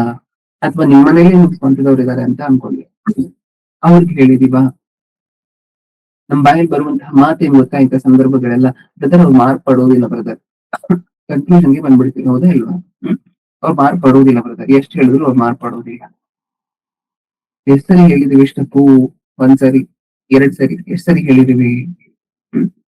ದೇವರು ಸಹ ನಮ್ಮನ್ನ ಬಿಟ್ಟಿರ್ತಿದ್ರೆ ಹಂಗೆ ಒಂದೇ ಒಂದ್ಸರಿ ಹೇಳಿ ನಾವು ನಿಜವಾಗ್ಲೂ ರಕ್ಷಣೆ ಮಾರ್ಗದಲ್ಲಿ ಬರ್ತಿದ್ವಿ ಅಂತ ನಿಮಗೆ ಅನ್ಸುತ್ತ? ಸತ್ಯವೇದ ಉದ್ದಕ್ಕೂ ನೀವು ಓದ್ಕೊಂಡ್ ಬಂದ್ರೆ ಕೆಲವು ಭಕ್ತರು ಒಂದೇ ಸರಿಗೆ ಭಕ್ತರಾಗೋದು. ಕೆಲವು ಭಕ್ತರು ದೇವರು ಮತ್ತೆ ಮತ್ತೆ ಮತ್ತೆ ಬಂದು 5ರಿಂದ 10 ಸರಿ ಮಾತಾಡ್ಬೇಕಾಗಿತ್ತು, ದೂತರನ್ನ ಕಳಿಸಬೇಕು, ಅವಾಗವರೆಗೂ ಭಕ್ತರಾಗಿಲ್ಲ ಕೆಲವು ಭಕ್ತರು. ಆದ್ರೆ ತುಂಬಾ ದೃಢವಾಗಿ ನಿಂತ್ಕೊಂಡ್ರು. ಒಂದ್ಸರಿ ಭಕ್ತರಾದ್ಮೇಲೆ ತುಂಬಾ ದೃಢವಾಗಿ ನಿಂತ್ಕೊಂಡ್ರು. ನಿಮ್ಗೆ ಅರ್ಥ ಆಯ್ತನ ಹೇಳ್ತಿರುವಂತಹ ಮಾತು? ಸತ್ಯವೇದಲ್ಲಿರುವಂತಹ ಸಾಕಷ್ಟು ಭಕ್ತರನ್ನ ನೀವು 2-3 ಕ್ಯಾಟಗರಿ ಆಗಿ ಡಿವೈಡ್ ಮಾಡ್ಬೋದು. ಒಂದನೇ ಕ್ಯಾಟಗರಿ ಭಕ್ತರು ಯಾರು? ಫಸ್ಟ್ ಟೈಮ್ ಮಾತಾಡಿದ ತಕ್ಷಣ, ಉದಾಹರಣೆಗೆ ಅಪೊಸ್ತಲರನ್ನ ಆಯ್ಕೆ ಮಾಡ್ಕೊಂಡಂತಹ ಪ್ರಕ್ರಿಯೆ ನಿಮ್ಗೆ ಗೊತ್ತಲ್ವಾ? ಯೇಸು ಕ್ರಿಸ್ತನ ಕರಿತಿದ್ದೀನಿ ಬರ್ತಾ ಇದ್ರು, ಜಾಯ್ನ್ ಆಗ್ತಿದ್ರು. ಅವ್ರು ನೆಕ್ಸ್ಟ್ ಒಂದು ಪ್ರಶ್ನೆ ಕೇಳ್ತಿರ್ಲಿಲ್ಲ. ಇನ್ನೊಂದು, ಹೌದಾ ನಾನು ಬರೋದಿಲ್ಲ, ನನ್ಗೆ ಈದಿದೆ, ನನಗೆ ಬರಲ್ಲ ಇವೆಲ್ಲ ಮಾಡ್ಲಿಕ್ಕೆ, ನನಗೆ ನಿಮ್ ಜೊತೆ ಎಲ್ಲ ಬರ್ಲಿಕ್ಕೆ ಆಗೋದಿಲ್ಲ, ನೀನ್ ಪರಿಶುದ್ಧನು, ನನ್ ಪಾಪಿ, ಸಾಕಷ್ಟು ಗೊಂದಲಗಳು ಅವ್ರ ಮನಸ್ಸಲ್ಲಿ ಇತ್ತು. ಆದ್ರೆ ಕರೆದಿದ ತಕ್ಷಣ ಬಂದ್ಬಿಡ್ತಿದ್ರು. ನಿಜನ? ಇದು ಅಪೊಸ್ತಲರ ಕುರಿತಂತೆ ನೀವು ನೋಡಿದ್ರೆ, ನೀವು ಹಳೆ ಒಡಂಬಡಿಕೆಯಲ್ಲಿ ಮೋಶೆ ಇವ್ರ ವಿಚಾರ ಎಲ್ಲ ನೋಡಿದಾಗ ಅವ್ರು ಸಾಕಷ್ಟು ಪ್ರಶ್ನೆಗಳನ್ನು ಕೇಳ್ತಾರೆ ದೇವ್ರು ಕರೆದಾಗ. ನನಗ್ ಮಾತಾಡಕ್ ಬರೋದಿಲ್ಲ, ನನ್ ಕೈಯಲ್ಲಿ ಆಗೋದಿಲ್ಲ ಫರೋಹನನ್ನ ಹ್ಯಾಂಡಲ್ ಮಾಡ್ಲಿಕ್ಕೆ, ಫರೋಹನ ಕ್ರೂರಿ, ಇದಾಗದೇ ಇರುವಂತಹ ಕೆಲಸ, ನೀನ್ ಯಾಕೆ ನಮ್ಮ ಅಣ್ಣನ ಆಯ್ಕೆ ಮಾಡ್ಕೊಬಾರ್ದು?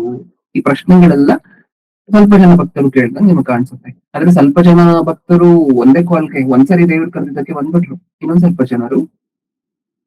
ಸ್ವಲ್ಪ ಜನರನ್ನ ದೇವ್ರು 6ರಿಂದ 7 ಸರಿ 10 ಸರಿ ಕರಿಬೇಕಿತ್ತು, ಕರೆದ ಮೇಲೆ ಬಂದ್ರು. ವಿಚಿತ್ರ ಏನು ಅಂದ್ರೆ, ಒಂದ್ಸರಿ ಕರೆದಂತಹ ಭಕ್ತರು ಎಷ್ಟು ಗಟ್ಟಿಯಾಗಿ ದೇವರಲ್ಲಿ ನಿಂತ್ಕೊಂಡ್ರು, ಈ 10 ಸರಿ ಕರೆದ ಮೇಲೆ 10 ಸರಿ ಕರೆಸ್ಕೊಂಡು ದೇವ್ರ ಕೈ ಆಮೇಲೆ ಬಂದ್ರಲ್ವಾ ರಕ್ಷಣೆ ಮಾರ್ಗದಲ್ಲಿ, ಅವ್ರು ಸಹ ಅಷ್ಟೇ. ಕೆಲವೊಬ್ರು ಅದಕ್ಕಿಂತ ದೃಢವಾಗಿ ನಿಂತಿರುವಂತಹದನ್ನ ಸತ್ಯವೇದದಲ್ಲಿ ನೋಡ್ತೀರಾ.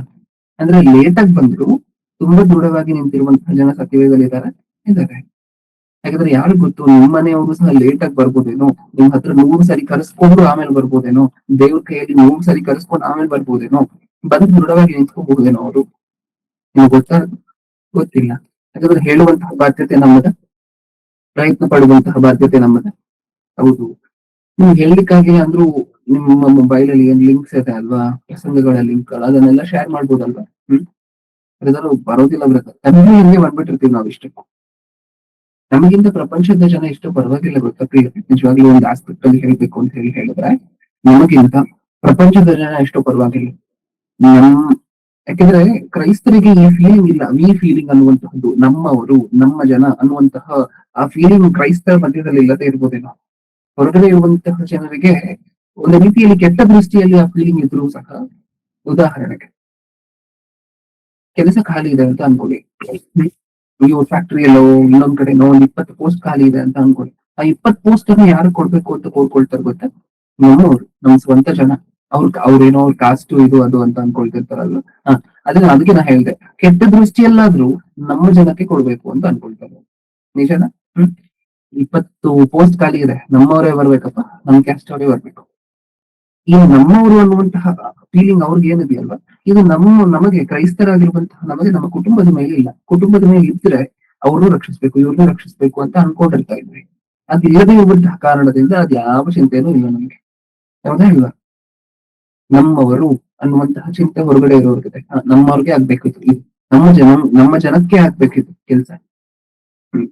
ಒಂದು ಸ್ಕಾಲರ್ಶಿಪ್ ಸಿಕ್ಬೇಕು ಅಂತ ಹೇಳಿದ್ರೆ, ಸ್ಕಾಲರ್ಶಿಪ್ ನಮ್ಗೆ ಗೊತ್ತಲ್ವಾ, ಬೇರೆ ಬೇರೆ ಬೇರೆ ಅವ್ರವ್ರ ಕಾಸ್ಟ್ ಗೆ ಸಂಬಂಧಪಟ್ಟಂತೆ ಸಾಕಷ್ಟು ಸ್ಕಾಲರ್ಶಿಪ್ ಗಳಿದೆ ಈಗಿನ ಕಾಲದಲ್ಲಿ. ಯಾರು ಅಪ್ಲೈ ಮಾಡ್ಬೋದು ಈ ಸ್ಕಾಲರ್ಶಿಪ್? ಚೆನ್ನಾಗಿ ಓದಿ ಅವ್ರು ಅಪ್ಲೈ ಮಾಡ್ಬೋದಾ? ಇಲ್ಲ, ನಮ್ ಕಾಸ್ಟ್ ಅವರೇ ಆಗಿರ್ಬೇಕು. ಸ್ಕಾಲರ್ಶಿಪ್ ಅಲ್ಲಿ ಭೇದ ಭಾವ ನೋಡಿದ್ರೆ, ಅಂದ್ರೆ ಅವ್ರು ಒಂದಿದೆ ಮನ್ಸಲ್ಲಿ ಒಂದು ಏನು, ನಮ್ಮ ಜನಕ್ಕೆ ಏನಾದ್ರು ಮಾಡ್ಬೇಕು ನಾನು. ನಮಗೆ ಎಲ್ಲದೆ ಅದು ನಮ್ಮ ಜನಕ್ಕೆ, ನಮ್ಮ ಕುಟುಂಬಸ್ಥರಿಗೆ ನಾನು ಏನಾದ್ರು ಮಾಡ್ಬೇಕು, ಏನಾದ್ರು ಮಾಡ್ಬೇಕು ಅನ್ನುವಂತಹದ್ದು ನೀವು ಅವ್ರಿಗಾಗಿ ಮಾಡ್ಲಿಕ್ಕಾಗುವಂತಹ ಅತ್ಯಂತ ದೊಡ್ಡ ಮೇಲು ಅಂದ್ರೆ ಇದೊಂದೇ. ಯಾವುದು?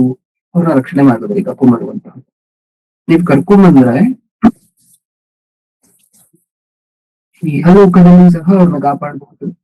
ಒಂದ್ ವೇಳೆ ನೀವು ಈ ಮೇಲನ್ನು ಮಾಡಿದ್ರೆ, ನಾರ್ಮಲ್ ಆಗಿ ಚಿಕ್ಕ ಚಿಕ್ಕ ಚಿಕ್ಕ ಮೇಲುಗಳ ಬಗ್ಗೆ ಯೋಚನೆ ಮಾಡಿದ್ರೆ, ದೊಡ್ಡದರ ಬಗ್ಗೆ ಯೋಚನೆ ಮಾಡಿದ್ರೆ, ನೀವು ಇಲ್ಲಿಯೂ ಸಹ ಅವ್ರನ್ನ ಕಾಪಾಡ್ಬೋದು. ಹೌದಾ? ದೇವರ ಜೀವನವನ್ನು ಸಹ ನಡೆಸ್ಕೊಂಡು ಹೋಗ್ತಾರೆ. ಮುಂದೆ ಬರುವಂತಹ ಲೋಕದಲ್ಲೂ ಸಹ ನಿಮ್ಮ ಕುರಿತಂತೆ ನೀವು ಮಾಡಿದಂತಹ ಈ ಒಂದು ಸುವಾರ್ತೆಯ ಕೆಲಸದಿಂದ ಅವರು ರಕ್ಷಿಸಲ್ಪಡ್ತಾರೆ. ಶಾಶ್ವತವಾಗಿ ಅವ್ರು ನಿಮ್ಮ ಜೊತೆ ಇರ್ತಾರೆ. ನೀವು ಪರಲೋಕಕ್ಕೆ ಸೇರಿದಾಗ ಅವರು ಸಹ ಪರಲೋಕದಲ್ಲಿ ಇರ್ತಾರೆ. ನಿಮ್ಮ ಭೂಮಿ ಮೇಲೆ ಇರುವಂತಹ, ನಿಮ್ಮ ದೇವರು ಭೂಮಿ ಮೇಲೆ ಕೊಟ್ಟಿರುವಂತಹ ಸಂಬಂಧವನ್ನ ನೀವು ಶಾಶ್ವತವಾಗಿರುವಂತಹ ಸಂಬಂಧವನ್ನಾಗಿ ಬದಲಾಯಿಸ್ಕೊಳ್ತಿದ್ದೀರಾ. ಅದೇ ಅಲ್ವಾ ಅದರ ಅರ್ಥ? ದೇವರು ನಿಮ್ಗೆ 60-70 ವರ್ಷಗಳ ಕಾಲ ಒಂದು ಸಂಬಂಧವನ್ನ ಕೊಟ್ಟಿದ್ದಾರೆ. ಆ ಸಂಬಂಧ ಶಾಶ್ವತವಾಗಿರುವಂತಹ ಸಂಬಂಧವಾಗಿ ಬದಲಾಗಬೇಕು ಅಂತ ಹೇಳಿದ್ರೆ, ಅವ್ರು ನಿಮ್ಮ ಸಂಬಂಧಿಕರು ಶಾಶ್ವತವಾಗಿ, ನಿಮ್ಮ ಮನೆಯವರು ಶಾಶ್ವತವಾಗಿ ನಿಮ್ಮ ಜೊತೆ ಇರ್ಬೇಕು ಅಂತ ನೀವು ಅನ್ಕೊಂಡ್ರೆ, ನೀವು ಅವ್ರನ್ನ ಬದಲಾಯಿಸ್ಕೋಬೇಕು. ನೀವು ಅವ್ರಿಗೆ ಹೇಳ್ಬೇಕು, ರಕ್ಷಣೆ ಮಾರ್ಗದಲ್ಲಿ ಕರ್ಕೊಂಡ್ ಬರ್ಬೇಕು. ಅವಾಗ ದೇವರು ಭೂಮಿಯಲ್ಲಿ ಕೊಟ್ಟಿರುವಂತಹ ಸಂಬಂಧ ಶಾಶ್ವತವಾಗಿರುವಂತಹ ಸಂಬಂಧವಾಗಿ ನೀವು ಮಾಡ್ಕೊಂತಿದ್ದೀರಾ. ಅದೇ ದೇವರಿಗೂ ಬೇಕಾಗಿರುವಂತಹದ್ದು. ನಾನು ಹುಟ್ಟಿನೊಂದಿಗೆ ಏನು ಸಂಬಂಧವನ್ನ ಏರ್ಪಡಿಸ್ತಿದ್ದೀನಿ ಒಬ್ಬ ಮನುಷ್ಯನಿಗೆ, ಒಂದು ಮಗುವಿಗೆ ಭೂಮಿಯ ಮೇಲೆ ಒಂದು ಮಗು ಹುಟ್ಟಬೇಕಾದ್ರೆ ಆ ಮಗು ಜೊತೆ ಏನು ಸಂಬಂಧವನ್ನ ಏರ್ಪಡಿಸ್ತಿದ್ದೀನಲ್ವಾ, ಆ ಸಂಬಂಧ, ಆ ಮಗು ಬೆಳೆದು ದೊಡ್ಡವನಾಗಿ ಅಥವಾ ದೊಡ್ಡವಳಾಗಿ ಆ ಸಂಬಂಧಗಳನ್ನ ಶಾಶ್ವತವಾಗಿರುವಂತಹ ಸಂಬಂಧವನ್ನಾಗಿ ಬದಲಾಯಿಸ್ಕೋಬೇಕು. ಅದ್ ಯಾವಾಗ ಶಾಶ್ವತವಾಗಿರುವಂತ ಸಂಬಂಧ ಆಗುತ್ತೆ? ನೀವೊಬ್ಬರು ಪರಲೋಕದಲ್ಲಿದ್ದು ಅವರೆಲ್ಲ ನರಕದಲ್ಲಿದ್ದರಲ್ಲ, ಆಗ ಶಾಶ್ವತವಾಗಿರುವಂತ ಸಂಬಂಧವಾಗಿ ಬದಲಾಗೋದಿಲ್ಲ. ಇಷ್ಟಕ್ಕೂ ಡೌಟೇ ನನಗೇನು, ಅವರೆಲ್ಲ ನರಕಕ್ಕೆ ಹೋಗಿ ನಮಗ್ ದೇವ್ರ ಪರಲೋಕ ನಾವು ಒಬ್ಬರಿಗೆ ಕೊಡ್ತಾರೆ ಅಂತ ಅನ್ಕೊಂಡ್ರೆ ಡೌಟೇ. ಸತ್ಯದಲ್ಲಿರುವಂತ ಅಷ್ಟು ಕ್ಯಾರೆಕ್ಟರಿಸ್ಟಿಕ್ಸ್ ಎಲ್ಲ ಸ್ಯಾಟಿಸ್ಫೈ ಆಗ್ಬೇಕು ಕೊಡ್ಬೇಕಂದ್ರೆ, ಒಂದು ವೇಳೆ ನಮ್ಮ ಒಬ್ಬರಿಗೆ ದೇವ್ರು ಪರಲೋಕ ಕೊಟ್ಟು ನಮ್ಮ ಕುಟುಂಬಸ್ಥರೆಲ್ಲ ನರಕಕ್ಕೆ ಹೋಗ್ಬೇಕು ಅಂತ ಹೇಳಿದ್ರೆ, ನಮ್ಮ ಮನೆಯವರೆಲ್ಲ ನರಕಕ್ಕೆ ಹೋಗ್ಬೇಕು ಅಂತ ಹೇಳಿದ್ರೆ, ನಾವು ಪರಲೋಕ ಸಿಕ್ಕುವಂತಹ ನಾವು ಅವ್ರ ಜೊತೆ ಅಲ್ಲೇ ಇರ್ಬೇಕೇನೋ. ಯಾಕೆ? ನಾವು ಪ್ರಯತ್ನ ಮಾಡಿದೀವ ಅನ್ನುವಂತಹದ್ದು ಪ್ರಶ್ನೆ. ಅಷ್ಟು ಜನರನ್ನ ರಕ್ಷಿಸ್ಕೊಳ್ಳಿಕ್ಕೆ ಪ್ರತಿಯೊಬ್ಬೊಬ್ಬರನ್ನು ಇಂಡಿವಿಜುವಲ್ ಬೇಸಿಸ್ ಅಲ್ಲಿ ಪ್ರತಿಯೊಬ್ಬೊಬ್ಬರ ಕುರಿತಂತೆ ಸಹ ಪ್ರಯತ್ನ ಮಾಡಿದೀವ ಅನ್ನುವಂತಹದ್ದೇ ಪ್ರಶ್ನೆ. ಮಾಡಿದ್ರೆ ಸಂತೋಷ, ನೀವು ಒಬ್ಬರಲ್ಲಿದ್ರು ಅವ್ರು ಅಷ್ಟು ಜನ ಅಲ್ಲಿರ್ತಾರೆ. ಆದ್ರೆ ದೇವ್ರು ಕೋರ್ಕೊಂಡಿರುವಂತಹದ್ದು ಏನು ಅಂತ ಹೇಳಿದ್ರೆ, ಅವರು, ನೀವು ಎಲ್ಲರೂ ಸಹ ಪರಲೋಕದಲ್ಲಿರ್ಬೇಕು. ಅದಕ್ಕೆ ದೇವರು ಹುಟ್ಟಿನೊಂದಿಗೆ ಅಷ್ಟು ಜನ ಸಂಬಂಧಿಕರನ್ನ ಒಬ್ಬ ಮನುಷ್ಯನಿಗೆ, ಒಬ್ಬ ಮಗುವಿಗೆ ಏರ್ಪಡಿಸ್ತಿದ್ದಾರೆ. ಈಗ ಇದನ್ನ ನಾವು ಮಾಡ್ತೀವಿ ಅನ್ನುವಂತಹದೇ ಪ್ರಶ್ನೆ. ಸತ್ಯವೇದದಲ್ಲಂತೂ ಸಾಕಷ್ಟು ಭಕ್ತರು ಇದನ್ನ ಮಾಡಿದ ಹಾಗೆ ನೀವು ಸತ್ಯವೇದದಲ್ಲಿ ನೋಡ್ತೀರಾ. ಕಳೆದ ವಾರನೂ ಸಹ ಭಯಭಕ್ತಿಯ ಬಗ್ಗೆ ಒಂದು ಸಂದೇಶವನ್ನು ಮಾತಾಡ್ಕೊಂಡ್ವಲ್ವಾ, ನಿಜವಾದ ಭಕ್ತಿ ಅಂದ್ರೆ ಏನು ಅನ್ನುವಂತಹ ಒಂದು ಸಂದೇಶವನ್ನು ಮಾತಾಡ್ಕೊಂಡ್ವಿ. ನಿಜವಾದ ಭಕ್ತಿ ಅನ್ನುವಂತಹದ್ದನ್ನ ನೋಡ್ಲಿಕ್ಕೆ ಕೊರ್ನೇಲಿಯ ಉದಾಹರಣೆಯನ್ನು ತಗೊಂಡಿದ್ವಿ, ಹೌದಲ್ವಾ? ಓಕೆ, ಕೊರ್ನೇಲಿ ಯಾವ 3 ಪಾಯಿಂಟ್ಗಳನ್ನ ಕರೆಕ್ಟ್ ಆಗಿ ಮಾಡಿ ಭಕ್ತನು ಅಂತ ಅನ್ನಿಸ್ಕೊಂಡ್ರು ದೇವರ ಕೈಯಲ್ಲಿ ಇಷ್ಟಕ್ಕೂ? ನೆನಪಿದ್ಯಾ ನಿಮ್ಗೆ? ಹೇಳ್ತೀರಾ? ಕುಟುಂಬದ ಎಲ್ಲರ ಸಹಿತ ದೇವರ ಭಯ ಉಳ್ಳತನಾಗಿದ್ದಾನ. ಆಮೇಲೆ ಧರ್ಮ ಕಾರ್ಯಗಳನ್ನ ಮಾಡ್ತಾ ಇದ್ದ. ಆಮೇಲೆ ಪ್ರತಿನಿತ್ಯ ಪ್ರಾರ್ಥನೆ ಮಾಡ್ತಾ ಇದ್ದ. Very good. ಹೌದಲ್ಲ? ಮುಖ್ಯವಾಗಿರುವಂತಹ 3 ಕೆಲಸಗಳು ತಾನು ಮಾಡುತ್ತಿದ್ದಂತಹದ್ದು ಅಂತ ಹೇಳಿದ್ರೆ, ಕುಟುಂಬದವರೆಲ್ಲರ ಸಮೇತವಾಗಿ ದೇವರಿಗೆ ಭಯಪಡುವವನು. ನಾವೇ ನಾವು ನೋಡ್ಕೊಳ್ವಂತಹ ಅಪೊಸ್ತಲರ ಕೃತ್ಯಗಳಲ್ಲಿ ಅದರ ಬಗ್ಗೆ ಓದಬೇಕಾದ್ರೆ, ಕುಟುಂಬದವರೆಲ್ಲರ ಸಮೇತವಾಗಿ ದೇವರಿಗೆ ಭಯಪಡುವವನು. ಇವಾಗ ನೀವು ಯೋಚನೆ ಮಾಡಿ ನೋಡಿ, ನಿಮ್ಗೂ ದೇವರು ಕುಟುಂಬ ಕೊಟ್ಟಿದ್ದಾರೆ. ಆ ಕುಟುಂಬದಲ್ಲಿ ಎಷ್ಟೋ ಜನ ಬಂಧು ಬಳಗ, ಸಂಬಂಧಿಕರು, ಅವರು ಇವರು ಎಲ್ಲರೂ ಇದ್ದಾರೆ. ಈಗ ಆ ಕುಟುಂಬದವರೆಲ್ಲರೂ ಸೇರಿ ಭಯಪಡುತ್ತಿದ್ದೀವ ದೇವರಿಗೋಸ್ಕರ, ಅಥವಾ ನೀವು ಒಬ್ರು ಮಾತ್ರ ಭಯಪಡ್ತಿದ್ದೀರಾ ಅನ್ನುವಂತಹದ್ದೇ ಪ್ರಶ್ನೆ. ಅವ್ರು ಒಂದ್ ವೇಳೆ ಭಯ ಪಡ್ತಿಲ್ಲ ಅಂತ ಹೇಳಿದ್ರೆ, ದೇವರು ಅಂದ್ರೆ ಭಯ ಪಡಿಸ್ಲಿಕ್ಕೆ ನೀವು ಪ್ರಯತ್ನ ಪಟ್ಟಿದ್ದೀರಾ ಅನ್ನುವಂತಹ 2ನೇ ಪ್ರಶ್ನೆ. ನೀವು ಪ್ರಯತ್ನ ಪಟ್ಟಾಗಿಯೂ ಸಹ ಅವ್ರು ಮಾರ್ಪಡ್ತಿಲ್ಲ ಅಂದ್ರೆ ಇನ್ನೊಂದ್ಸರಿ ಪ್ರಯತ್ನ ಪಟ್ಟಿದೀವ ಅದು ಇನ್ನೊಂದು ಪ್ರಶ್ನೆ. ಅವಾಗ್ಲೂ ಮಾರ್ಪಟ್ಟಿಲ್ಲ ಅಂದ್ರೆ ಇನ್ನೊಂದ್ಸರಿ ಪ್ರಯತ್ನ ಪಟ್ಟಿದೀವ. ಅಟ್ಲೀಸ್ಟ್ ನಮ್ಮ ಸಾವಾದ್ರೂ ಆಗ್ಬೇಕು, ಅವ್ರ ಸಾವಾದ್ರೂ ಆಗ್ಬೇಕು. ಇದೆರಡು ಆಗುವಷ್ಟರಲ್ಲಿ ಪ್ರಯತ್ನ ಪಡ್ತಾನೆ ಇದೀವ ಅನ್ನುವಂಥದ್ದು ಪ್ರಶ್ನೆ. ಪಟ್ಟು ಒಂದ್ ವೇಳೆ ಆ ವ್ಯಕ್ತಿ ಮಾರ್ಪಟ್ಟಿಲ್ಲ ಅಂತ ಹೇಳಿದ್ರೆ ಸಂತೋಷ. ನಮ್ಮ ಬಾಧ್ಯತೆಯನ್ನು ನಾವು ತೀರಿಸ್ಕೊಂಡಿದ್ದೀವಿ. ಆ ವ್ಯಕ್ತಿ ನಾವು ಎಷ್ಟು ಹೇಳಿದ ನಂತರವೂ ಸಹ ಮಾರ್ಪಡದೆ ಇರುವಂತಹ ಕಾರಣದಿಂದ ದೇವರು ಆ ವ್ಯಕ್ತಿಗೆ ಇಂಡಿವಿಜುವಲ್ ನ್ಯಾಯ ತೀರಿಸ್ತಾರೆ. ಹೌದಾ? ನಮಗೆ ನಾವು ಮಾಡಿರುವಂತಹ ಕೆಲಸದ ನಿಮಿತ್ತ ನಮ್ಮ ಪ್ರತಿಫಲ ಕೊಡ್ತಾರೆ. ಈ ಕೆಲಸವನ್ನು ಮಾಡ್ತಿದೀವ. ಕೊನೆಯಲ್ಲಿ ಅವರ ಮನೆಯಲ್ಲಿ ಕೆಲಸ ಮಾಡುವಂತಹ ಆಳು ಸಹ, ತನ್ನ ಕೈ ಕೆಳಗಡೆ ಕೆಲಸ ಮಾಡುವಂತಹ ಒಬ್ಬ ಸೈನಿಕನು ಸಹ ಏನಂತೆ, ಕೊನೆಯಲ್ಲಿ ಮನೆಯಲ್ಲಿ ಭಕ್ತನು. ಮನೆಯವರಿಗೆ ಹೇಳುವಂತಹದನ್ನು ಬಿಟ್ಬಿಡಿ, ಸತ್ಯವೇದದಲ್ಲಿ ಇಲ್ಲಿ ನಾವು ಓದ್ಕೊಂಡಿರುವಂತಹದ್ದು ಮನೆಯವರನ್ನ ಸಂರಕ್ಷಣೆ ಮಾಡ್ಕೊಳ್ಳಿಕ್ಕೆ ನೋಡ್ಕೋಬೇಕು ಅಂತ ಹೇಳಿ.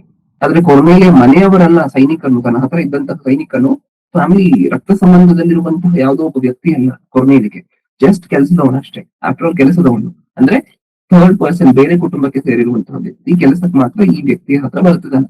ಓಕೆ, ಆ ವ್ಯಕ್ತಿಯನ್ನು ಸಹ ಸುವಾರ್ತೆ ಹೇಳಿ ಮಾರ್ಪಡಿಸ್ಕೊಂಡಿದ್ದಾನಂತೆ ಕೊನೆಯಲ್ಲಿ ಅನ್ನುವಂತಹ ಭಕ್ತನು. ದೊಡ್ಡ ವಿಚಾರ ಅಲ್ವಾ? ನಾವು ಕುಟುಂಬಸ್ಥರನ್ನ ಮಾರ್ಪಡಿಸೋದಿಲ್ಲ, ಇವ್ರು ಕೆಲಸದವ್ರನ್ನು ಸಹ ಮಾರ್ಪಡಿಸ್ಕೊಂಡಿದ್ದಾರೆ. ಅದು ವ್ಯತ್ಯಾಸ. ದೇವರು ಕೋರ್ಕೊಂಡಂತಹದ್ದು ಕೊರ್ನೇಲಿ ತರ ಇದ್ರೆ ಮಾತ್ರ ನಮ್ಮನ್ನ ಭಕ್ತರು ಅಂತ ಕನ್ಸಿಡರ್ ಮಾಡ್ತಾರೆ. ಅಂದ್ರೆ ಕುಟುಂಬಸ್ಥರೆಲ್ಲರನ್ನೂ ಸಹ ಮಾರ್ಪಡಿಸ್ಕೊಳ್ಲಿಕ್ಕೆ ನೋಡ್ಕೊಂಡು, ನಮ್ಮ ಸುತ್ತ ಇರುವಂತಹ ಎಲ್ಲರನ್ನೂ ಸಹ ಮಾರ್ಪಡಿಸ್ಲಿಕ್ಕೆ ನೋಡ್ಕೊಂಡು. ಹಳೆಯ ಒಡಂಬಡಿಕೆಯಲ್ಲಿ ಅಬ್ರಹಾಮನ ವಿಚಾರವನ್ನು ನೋಡ್ತೀವಲ್ವಾ, ಎಲಿಯಾಜರನು ಅನ್ನುವಂತಹ ಸೇವಕನ ವಿಚಾರವನ್ನ ಓದ್ತೀವಿ. ಅಬ್ರಹಾಮನ ಮಗನಿಗೆ ಹೆಣ್ಣು ನೋಡ್ಬೇಕು ಅಂತ ಹೇಳಿ ಕಳಿಸಿದಾಗ, ಹೌದಾ? ತಾನು ಅಷ್ಟೇ, ತಾನು ಯಾರು ಆ ಕೆಲಸಕ್ಕೋಸ್ಕರ ಪ್ರಧಾನ ಮನೆ ಅಬ್ರಹಾಮನ ಕೈ ಕೆಳಗೆ ಸಾಕಷ್ಟು ಜನ ಕೆಲಸದವರು ಇರ್ತಾರೆ. ಅದರಲ್ಲಿ ಪ್ರಧಾನನು ಈಗ ಅಬ್ರಹಾಮನು ಮಗನಿಗೋಸ್ಕರ ಒಂದು ಸಂಬಂಧವನ್ನು ನೋಡ್ಕೊಂಡು ಬರ್ಲಿಕ್ಕೆ ಕಳಿಸಿದಂತಹ ಆ ವ್ಯಕ್ತಿ ಏನ್ ಮಾಡಿದಾರೆ ಮತ್ತೆ, ಪ್ರಾರ್ಥನೆ ಮಾಡಿ ಹೋಗ್ತಾರೆ. ಪ್ರಾರ್ಥನೆ ಮಾಡಿ ಶುರು ಮಾಡ್ತಾರೆ ತನ್ನ ಕೆಲಸವನ್ನು. ತನ್ನ ದಣಿಯ ಮಗನಿಗೆ ಹೆಣ್ಣು ನೋಡ್ಬೇಕು, ತನ್ನ ದಣಿಯ ಮಗನಿಗೆ ಸಂಬಂಧ ನೋಡ್ಬೇಕು ಅಂತ ಹೇಳಿದಾಗ ಪ್ರಾರ್ಥನೆ ಮಾಡಿ ಶುರು ಮಾಡ್ತಾರೆ. ಏನ್ ಇಷ್ಟಕ್ಕೂ ಈ ವ್ಯಕ್ತಿ ಅಬ್ರಹಾಮನಿಗೆ ಮಗನ ಅಲ್ಲ, ಕೆಲಸದವನಷ್ಟೇ. ಈ ಕೆಲಸದವನು ಸಹ ಪ್ರಾರ್ಥನೆ ಮಾಡ್ತಿದ್ದಾನೆ ಅಂದ್ರೆ ಈ ವ್ಯಕ್ತಿ ಯಾರು? ಭಕ್ತನು. ಆ ಭಕ್ತಿ ಎಲ್ಲಿಂದ ಬಂತು? ಅಬ್ರಹಾಮನಿಂದ ಹರಿದು ಬಂದಂತಹ ವಿಚಾರ. ಹೌದಾ? ಇಷ್ಟಕ್ಕೂ ಹೇಳ್ಬೇಕು ಅಂದ್ರೆ ಈಗಿನ ಕಾಲದಲ್ಲಿ ಕುಟುಂಬ ಅನ್ನುವಂತಹದ್ದು ತುಂಬಾ ಚಿಕ್ಕದು ಪ್ರಿಯರೇ. 4 ಜನ, 5 ಜನ, 10 ಜನ, 15 ಜನ, ನೀವೆಲ್ಲರನ್ನೂ ಸೇರಿಸ್ಕೊಂಡ್ರೆ, ನಿಮ್ಗೆ ಗೊತ್ತಿರುವಂತಹ ಎಲ್ಲರನ್ನೂ ಸೇರಿಸ್ಕೊಂಡ್ರೆ, ಅವರು ಅವರು ಚಿಕ್ಕಮ್ಮ, ದೊಡ್ಡಪ್ಪ, ಚಿಕ್ಕಪ್ಪ ಎಲ್ಲರನ್ನೂ ಸೇರಿಸ್ಕೊಂಡ್ರು ಸಹ ಈಗಿನ ಕಾಲದಲ್ಲಿ ಒಂದು 15 ಜನ ಆಗ್ತಾರೆ. ಹೌದಾ? ಒಂದು 10 ಜನ ಆಗ್ತಾರ? 10 ಜನ ಆಗ್ತಾರೆ. ಆಗಿನ ಕಾಲದಲ್ಲಿ ಕುಟುಂಬ ಅಂದ್ರೆ ಹೆಂಗಿತ್ತು ಗೊತ್ತೆ? 70 ಜನ, 80 ಜನ, 100 ಜನ. ಯಾಕಂದ್ರೆ ಏಕಪತ್ನಿ ಅನ್ನುವಂತಹದ್ದು ಆ ಕಾಲದಲ್ಲಿ ಇರ್ಲಿಲ್ಲ ಅಲ್ವಾ? ನಾವು ಸತ್ಯವೇದ ಉದ್ದಕ್ಕೂ ನೋಡಿದ್ರು ಸಹ ಎಲ್ಲೂ ಸಹ ಸ್ಟ್ರಾಂಗ್ ಆಗಿ ಆ ಪ್ರಿನ್ಸಿಪಲ್ ಎನ್ಫೋರ್ಸ್ ಆಗಿರುವಂತಹದ್ದು ನೋಡೋದಿಲ್ಲ. ಹಾಗಾದ್ರೆ 5 ಜನ, 4 ಜನ ಪತ್ನಿಯರು ಇರ್ಬೇಕು ಅಂತ ಹೇಳಿದ್ರೆ, ಒಬ್ಬೊಬ್ಬರಲ್ಲಿ 3 4 ಜನ ಮಕ್ಕಳು, 10 ಜನ ಮಕ್ಕಳು ಇರುವಂತವ್ರು ಇದ್ದಾರೆ. ಹೌದಾ? ಅವರವರಲ್ಲಿ ಮತ್ತೆ ಮಕ್ಕಳು, ಮೊಮ್ಮಕ್ಕಳು, ನೀಟಾಗಿ ಒಂದು ಕುಟುಂಬ ಅತಿ ಬೇಗನೆ 70 ಜನ, 80 ಜನ, 90 ಜನ, 100 ಜನ, 120 ಜನ ಹೋಗ್ತೀವಿ. ಈಗ ಕುಟುಂಬ ಅಂದ್ರೆ ಎಷ್ಟು ಜನ? ಆಗಿನ ಕಾಲದಲ್ಲಿ 120, 100 ಜನ. ಈಗ ಅಷ್ಟು ಜನ ಮಾರ್ಪಡಿಸುವಂತಹ ಕಷ್ಟನೂ ಸುಲಭನ? ಕಷ್ಟದ ಕೆಲಸ. ಈಗಿನ ಕುಟುಂಬಕ್ಕೆ ಕಂಪೇರ್ ಮಾಡಿ ನೋಡಿದ್ರೆ ಆಗಿನ ಕುಟುಂಬಗಳು ತುಂಬಾ ತುಂಬಾ ತುಂಬಾ ದೊಡ್ಡವು, ಅಬ್ರಹಾಮನ ಕಾಲದಲ್ಲಿದ್ದಂತಹ ಕುಟುಂಬಗಳು. ಆದ್ರೆ ಅಬ್ರಹಾಮನು ಆ ಎಲ್ಲಾ ಪರಿಸ್ಥಿತಿಗಳ ಮಧ್ಯದಲ್ಲೂ ದೇವರ ಕೈಯಲ್ಲಿ ಭಕ್ತನು ಅಂತ ಕರೆಸ್ಕೊಂತಾರೆ. ಬರೀ ಅಷ್ಟು ಕುಟುಂಬನೇ ಎಷ್ಟೊಂದು ದೊಡ್ಡದಾಗಿದೆ ಅಂದ್ರೆ ಬರೀ ಕುಟುಂಬಸ್ಥರಿಗೆ ಮಾತ್ರ ಹೇಳದೆ, ಮನೆಯಲ್ಲಿ ಕೆಲಸ ಮಾಡುವಂತ ಕೆಲಸದವನಿಗೂ ದೇವರ ಬಗ್ಗೆ ಹೇಳಿ ಮಾರ್ಪಡಿಸ್ಕೊಂಡಿದ್ದಾರೆ. ಅದು ವಿಚಾರ. ಹೌದಾ? ಈ ರೀತಿಯಾಗಿರುವಂತಹ ಭಕ್ತಿ ನಮ್ಮಲ್ಲಿದ್ರೆ ಮಾತ್ರ ಕ್ರೈಸ್ತರು. ಯಾಕೆಂದ್ರೆ ನೀವಾಗ್ಲೇ ಓದೋದ್ರಿ ಆ ವಚನ ಏನ್ ಹೇಳ್ತದೆ, ಮನೆಯವರನ್ನ ನಾವು ಸಂರಕ್ಷಿಸ್ಕೊಳ್ಳದೆ ಹೋದ್ರೆ ನಾವ್ ಯಾರಂತಾರೆ? ಕ್ರಿಸ್ತ ನಂಬಿಕೆಯನ್ನು ತಿರಸ್ಕಾರ ಮಾಡಿರುವಂತವರು. ಫಸ್ಟ್ ಪಾಯಿಂಟ್ ಅದು. ಸೆಕೆಂಡ್ ಪಾಯಿಂಟ್ ಏನು? ನಂಬದವರಿಗಿಂತ ಹಿಂದೆ ಇರ್ತೇವೆ. ನಂಬದವರಿಗಿಂತ ದೇವರ ದೃಷ್ಟಿಯಲ್ಲಿ ನಾವು ಹಿಂದೆ ಇದ್ದೀವಿ. ಕ್ರಿಸ್ತನ ನಂಬದವರಿಗಿಂತ ನಮಗಿಂತ ನಂಬದವರೇ ಎಷ್ಟು ಪರವಾಗಿಲ್ಲ, ಅದು ಅದರ ಅರ್ಥ. ಹೌದಾ? ಹಾಗಾದ್ರೆ ಕ್ರೈಸ್ತರು ಮಾಡಬಹುದಾಗಿರುವಂತಹ ದೊಡ್ಡ ತಪ್ಪು ಅದು, ಹೌದಾ ಇಲ್ವಾ? ಯಾಕಂದ್ರೆ ನಂಬದವರಿಗಿಂತ ದೇವರು ನಮ್ಮನ್ನ ಹಿಂದೆ ಇಟ್ಟಿದ್ದಾರೆ ಈ ವಿಚಾರ ಮಾಡದೆ ಹೋದ್ರೆ ಅಂತ ಹೇಳಿ ಹೇಳಿದಾಗ ಅದು ತುಂಬಾ ದೊಡ್ಡ ತಪ್ಪು, ಹೌದಾ? ಅದಕ್ಕೆ ಏನ್ ಹೇಳಿರುವಂತದ್ದು ದೇವರು, ನೀವು ಕ್ರಿಸ್ತ ನಂಬಿಕೆಯನ್ನು ತಿರಸ್ಕಾರ ಮಾಡಿ ನೀವು ದೇವರನ್ನು ನಂಬಬಹುದು, ಆದ್ರೆ ಇನ್ನೊಬ್ಬರನ್ನ, ನಿಮ್ಮ ಕುಟುಂಬಸ್ಥರನ್ನ ಪ್ರಪ್ರಥಮವಾಗಿ ವಿಶೇಷವಾಗಿ ಅಲ್ಲ ಪದ ಬಳಕೆ ಮಾಡಿದಾರ ವಚನದಲ್ಲಿ, ವಿಶೇಷವಾಗಿ ನೀವು ನಿಮ್ಮ ಕುಟುಂಬಸ್ಥರನ್ನ, ಮನೆಯವರನ್ನ ಸಂರಕ್ಷಿಸ್ತಾ ಹೋದ್ರೆ ನೀವು ಅನ್ಯಾಯಸ್ಥರೇ ದೇವರಿಗೆ ಅನ್ನುವಂತೆ ಹೇಳ್ತಿದೆ ಆ ವಚನ ನಮ್ಮೆಲ್ಲರಿಗೂ. ಓಕೆ, ಹಾಗಾದ್ರೆ ನಮ್ಮ ಬಾಧ್ಯತೆಗಳು ಏನೇನು? ಮಕ್ಕಳನ್ನ ಬೆಳೆಸುವಂತಹದ್ದು, ಕುಟುಂಬಸ್ಥರನ್ನ ದೇವರಲ್ಲಿ ಕರ್ಕೊಂಡು ಬರುವಂತಹದ್ದು, ರಕ್ಷಣೆ ಮಾರ್ಗದಲ್ಲಿ ನಿಲ್ಲಿಸುವಂತಹದ್ದು, ಅದೂ ವಿಶೇಷವಾಗಿ ಮಕ್ಕಳ ಕುರಿತಂತೆ ನಿಮಗೆ ಗೊತ್ತು ದೇವರು ಕೊಟ್ಟಿರುವಂತಹ ಬಾಧ್ಯತೆಗಳು ಏನೇನು ಅಂತ ತಂದೆ ತಾಯಿಂದಿರಿಗೆ, ಹೌದಾ? ಯಾಕೆಂದ್ರೆ ದೇವ್ರ ಹತ್ರ ಒಂದ್ ವೇಳೆ ನ್ಯಾಯ ವಿಚಾರಣೆಯಲ್ಲಿ ಮಾತಾಡ್ಲಿಕ್ಕೆ ಚಾನ್ಸ್ ಸಿಕ್ಕಿದ್ರೆ ಅನ್ಕೊಳ್ಳಿ, ಸಿಕ್ತು ಅಂತಾನೆ ಅನ್ಕೊಳ್ಳಿ. ದೇವ್ರು ಕೇಳಿದ್ರು, ಏನಕ್ಕೋಸ್ಕರ ನಿಮ್ಮ ಮನೆಯವರನ್ನ ನೀವು ಸಂರಕ್ಷಿಸ್ಕೊಂಡಿಲ್ಲ, ಏನಕ್ಕೋಸ್ಕರ ಸಂರಕ್ಷಿಸ್ಕೊಂಡಿಲ್ಲ ಅಂತ ಕೇಳಿದ್ರು ಅಂತ ಅನ್ಕೊಳ್ಳಿ. ನಿಮ್ಗೆ ಯಾವಾಗ ಗೊತ್ತಾಯ್ತು ದೇವ್ರ ಬಗ್ಗೆ? 25 ವರ್ಷ ಇರ್ಬೇಕಾದ್ರೆ ಗೊತ್ತಾಯ್ತು ಪ್ರಭು. ಸರಿ, 25 ವರ್ಷ ಇರ್ಬೇಕಾದ್ರೆ ಗೊತ್ತಾಯ್ತು. ನಿಮ್ಮ ಅಣ್ಣನಿಗೆ ಎಷ್ಟು ವರ್ಷ ಅವಾಗ ನಿನಗೆ ಗೊತ್ತಾದಾಗ ದೇವ್ರ ಬಗ್ಗೆ? ನಿಮ್ಮ ಅಣ್ಣನಿಗೆ ಎಷ್ಟು ವಯಸ್ಸು ಅಂದ್ರೆ ನಮ್ಮ ಅಣ್ಣನಿಗೆ 28 ಆಗಿತ್ತು. ನೀನ್ ಹೇಳ್ದ ನಿಮ್ಮ ಅಣ್ಣನಿಗೆ? ಹೇಳ್ದೆ. ನನಗೆ 28 ವರ್ಷ ಆಗಿದೆ, ತಾನು ಇಂಡಿಪೆಂಡೆಂಟ್ ಆಗಿ ತನ್ನ ಕಾಲ ಮೇಲೆ ತಾನು ನಿಂತ್ಕೊಂಡಿದ್ದಾನೆ, ನನ್ನ ಮಾತು ಅವ್ನು ಕೇಳೋದಿಲ್ಲ, ಎಷ್ಟು ಹೇಳಿ ಪ್ರಯತ್ನ ಪಟ್ಟರು ಸಹ ಕೇಳಲಿಲ್ಲ. ಸರಿ, ಓಕೆ, ಅಕ್ಸೆಪ್ಟಬಲ್. ಎಕ್ಸ್ಕ್ಯೂಸ್ ಅನ್ನುವಂತಹದ್ದು ಅಕ್ಸೆಪ್ಟಬಲ್. ಯಾಕಂದ್ರೆ ನಿಮ್ಮ ಅಣ್ಣ ಅನ್ನುವಂಥವ್ರು ದೊಡ್ಡವನು, ಅವ್ನು ಎಷ್ಟು ಹೇಳಿದ್ರು ಸಹ ಕೇಳಲಿಲ್ಲ, ನೀವು ಬಲವಂತ ಮಾಡಿ ಕರ್ಕೊಂಡ್ ಬರ್ಲಿಕ್ಕೆ ಆಗೋದಿಲ್ಲ. ಓಕೆ, ಆಯ್ತು, ಅದು ಅಕ್ಸೆಪ್ಟಬಲ್. ನಿನಗೆ ನಿಮ್ಮ ಮಕ್ಕಳಿಂದ ಕೊಟ್ಟಿದ್ನಲ್ವಾ? ಕೊಟ್ಟಿದ್ದೆ. ಈಗ ಆ ಮಕ್ಕಳಿಗೆ ಎಷ್ಟು ವಯಸ್ಸಿನ ರಕ್ಷಣೆ ಮಾರ್ಗದಲ್ಲಿ ಬಂದಾಗ, ನಿನಗೆ ಎಷ್ಟು ವಯಸ್ಸಿನ ರಕ್ಷಣೆ ಮಾರ್ಗದಲ್ಲಿ ಬಂದಾಗ? 25. ನಿಮ್ ಮಕ್ಕಳಿಗೆ ಎಷ್ಟು ವಯಸ್ಸಿನ ರಕ್ಷಣೆ ಮಾರ್ಗದಲ್ಲಿ ಬಂದಾಗ? 1 ವರ್ಷ ಒಂದ್ ಮಗುವಿಗೆ, 1.5 ವರ್ಷ, 2 ವರ್ಷ ಇನ್ನೊಂದು ಮಗುವಿಗೆ. ಈಗ ಅವ್ರನ್ನ ಕರ್ಕೊಂಡ್ ಬರ್ಬೋದಾಗಿತ್ತಲ್ಲ, ಯಾಕಂದ್ರೆ ಅವ್ರ ಕಾಲ ಮೇಲೆ ನಿಂತ್ಕೊಂಡಿರುವಂತವ್ರಲ್ಲ. ನೀನ್ ಏನ್ ಹೇಳಿದ್ರೆ ಅವ್ರು ಕೇಳುವಂತವ್ರು, ಬೆಳೀತಾ ಬೆಳೀತಾ ಬೆಳೀತಾ ಬೆಳೀತಾ ಅವ್ರನ್ನ ಕರ್ಕೊಂಡ್ ಬರ್ಬೋದಾಗಿತ್ತಲ್ಲ. ಕರ್ಕೊಂಡ್ ಬರ್ಬೋದಾಗಿತ್ತು, ಆದ್ರೂ ಕರ್ಕೊಂಡ್ ಬಂದಿಲ್ಲ. ನೀನು ಅವ್ರ ಜೊತೆ ಹೊರಟೋಗು ಬಾ ಅಂತ ಟಾಟಾ ಮಾಡಿ ಕಳಿಸ್ತಾರೆ. ಅದನ್ನೇ ನಾವು ಸತ್ಯವೇದ ನೋಡುವಂತದ್ದು. ಏಲಿ ಮಕ್ಕಳು ತಪ್ಪು ಮಾಡಿ, ಹಳೆ ಒಡಂಬಡಿಕೆಯಲ್ಲಿ ಏಲಿ ಮಕ್ಕಳು ತಪ್ಪು ಮಾಡಿದ ಶಿಕ್ಷೆ ಯಾರಿಗೆ ಬಂತು? ಎಂಟೈರ್ ಕುಟುಂಬಕ್ಕೆ ಬಂತು. ಕ್ಷಮಿಸಲಾಗದೇ ಇರುವಂತಹ ಪಾಪ ಅಂತ ಬರ್ಸಿದಾರೆ ಅದನ್ನ. ಕ್ಷಮಿಸಲು ಆಗದೇ ಇರುವಂತಹ ತಪ್ಪದು. ಕ್ಲೋಸ್ ಫ್ಯಾಮಿಲಿ ಮೆಂಬರ್ಸ್ ಅನ್ನ ರಕ್ಷಿಸ್ಕೊಳ್ದೆ ಹೋದ್ರೆ, ಅವಕಾಶ ಇದ್ದು ರಕ್ಷಿಸ್ಕೊಳ್ದೆ ಹೋದ್ರೆ ಅದು ಯಾವ ತಪ್ಪು? ಕ್ಷಮಿಸಲಾರದೇ ಇರುವಂತಹ ತಪ್ಪು. ಅದ್ರ ಕ್ಯಾಟಗರಿ ಕೆಳಗಡೆ ಬಂದು ಬೀಳುತ್ತೆ. ಇನ್ನೊಂದು ವರ್ಷವನ್ನ ನೋಡೋಣ, ಸತ್ಯ ಬೀಳ್ತೇನೆ. ಯಾಕೋಬನ ಪತ್ರಿಕೆ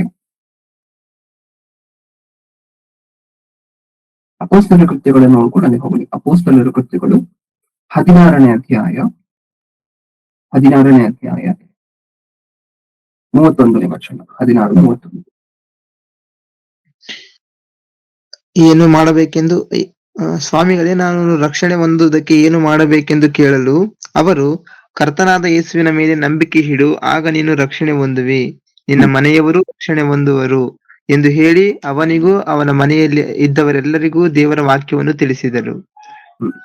ಆಮೇಲೆ ಅವನು ರಾತ್ರಿಯ ಅದೇ ಗಳಿಗೆಯಲ್ಲಿ ಅವರನ್ನು ಕರಕೊಂಡು ಹೋಗಿ ಅವರ ಗಾಯಗಳನ್ನು ತೊಳೆದು ಕೂಡಲೇ ತಾನು ತನ್ನವರೆಲ್ಲರ ಸಹಿತವಾಗಿ ದೀಕ್ಷಾ ಸ್ನಾನ ಮಾಡಿಸಿಕೊಂಡನು.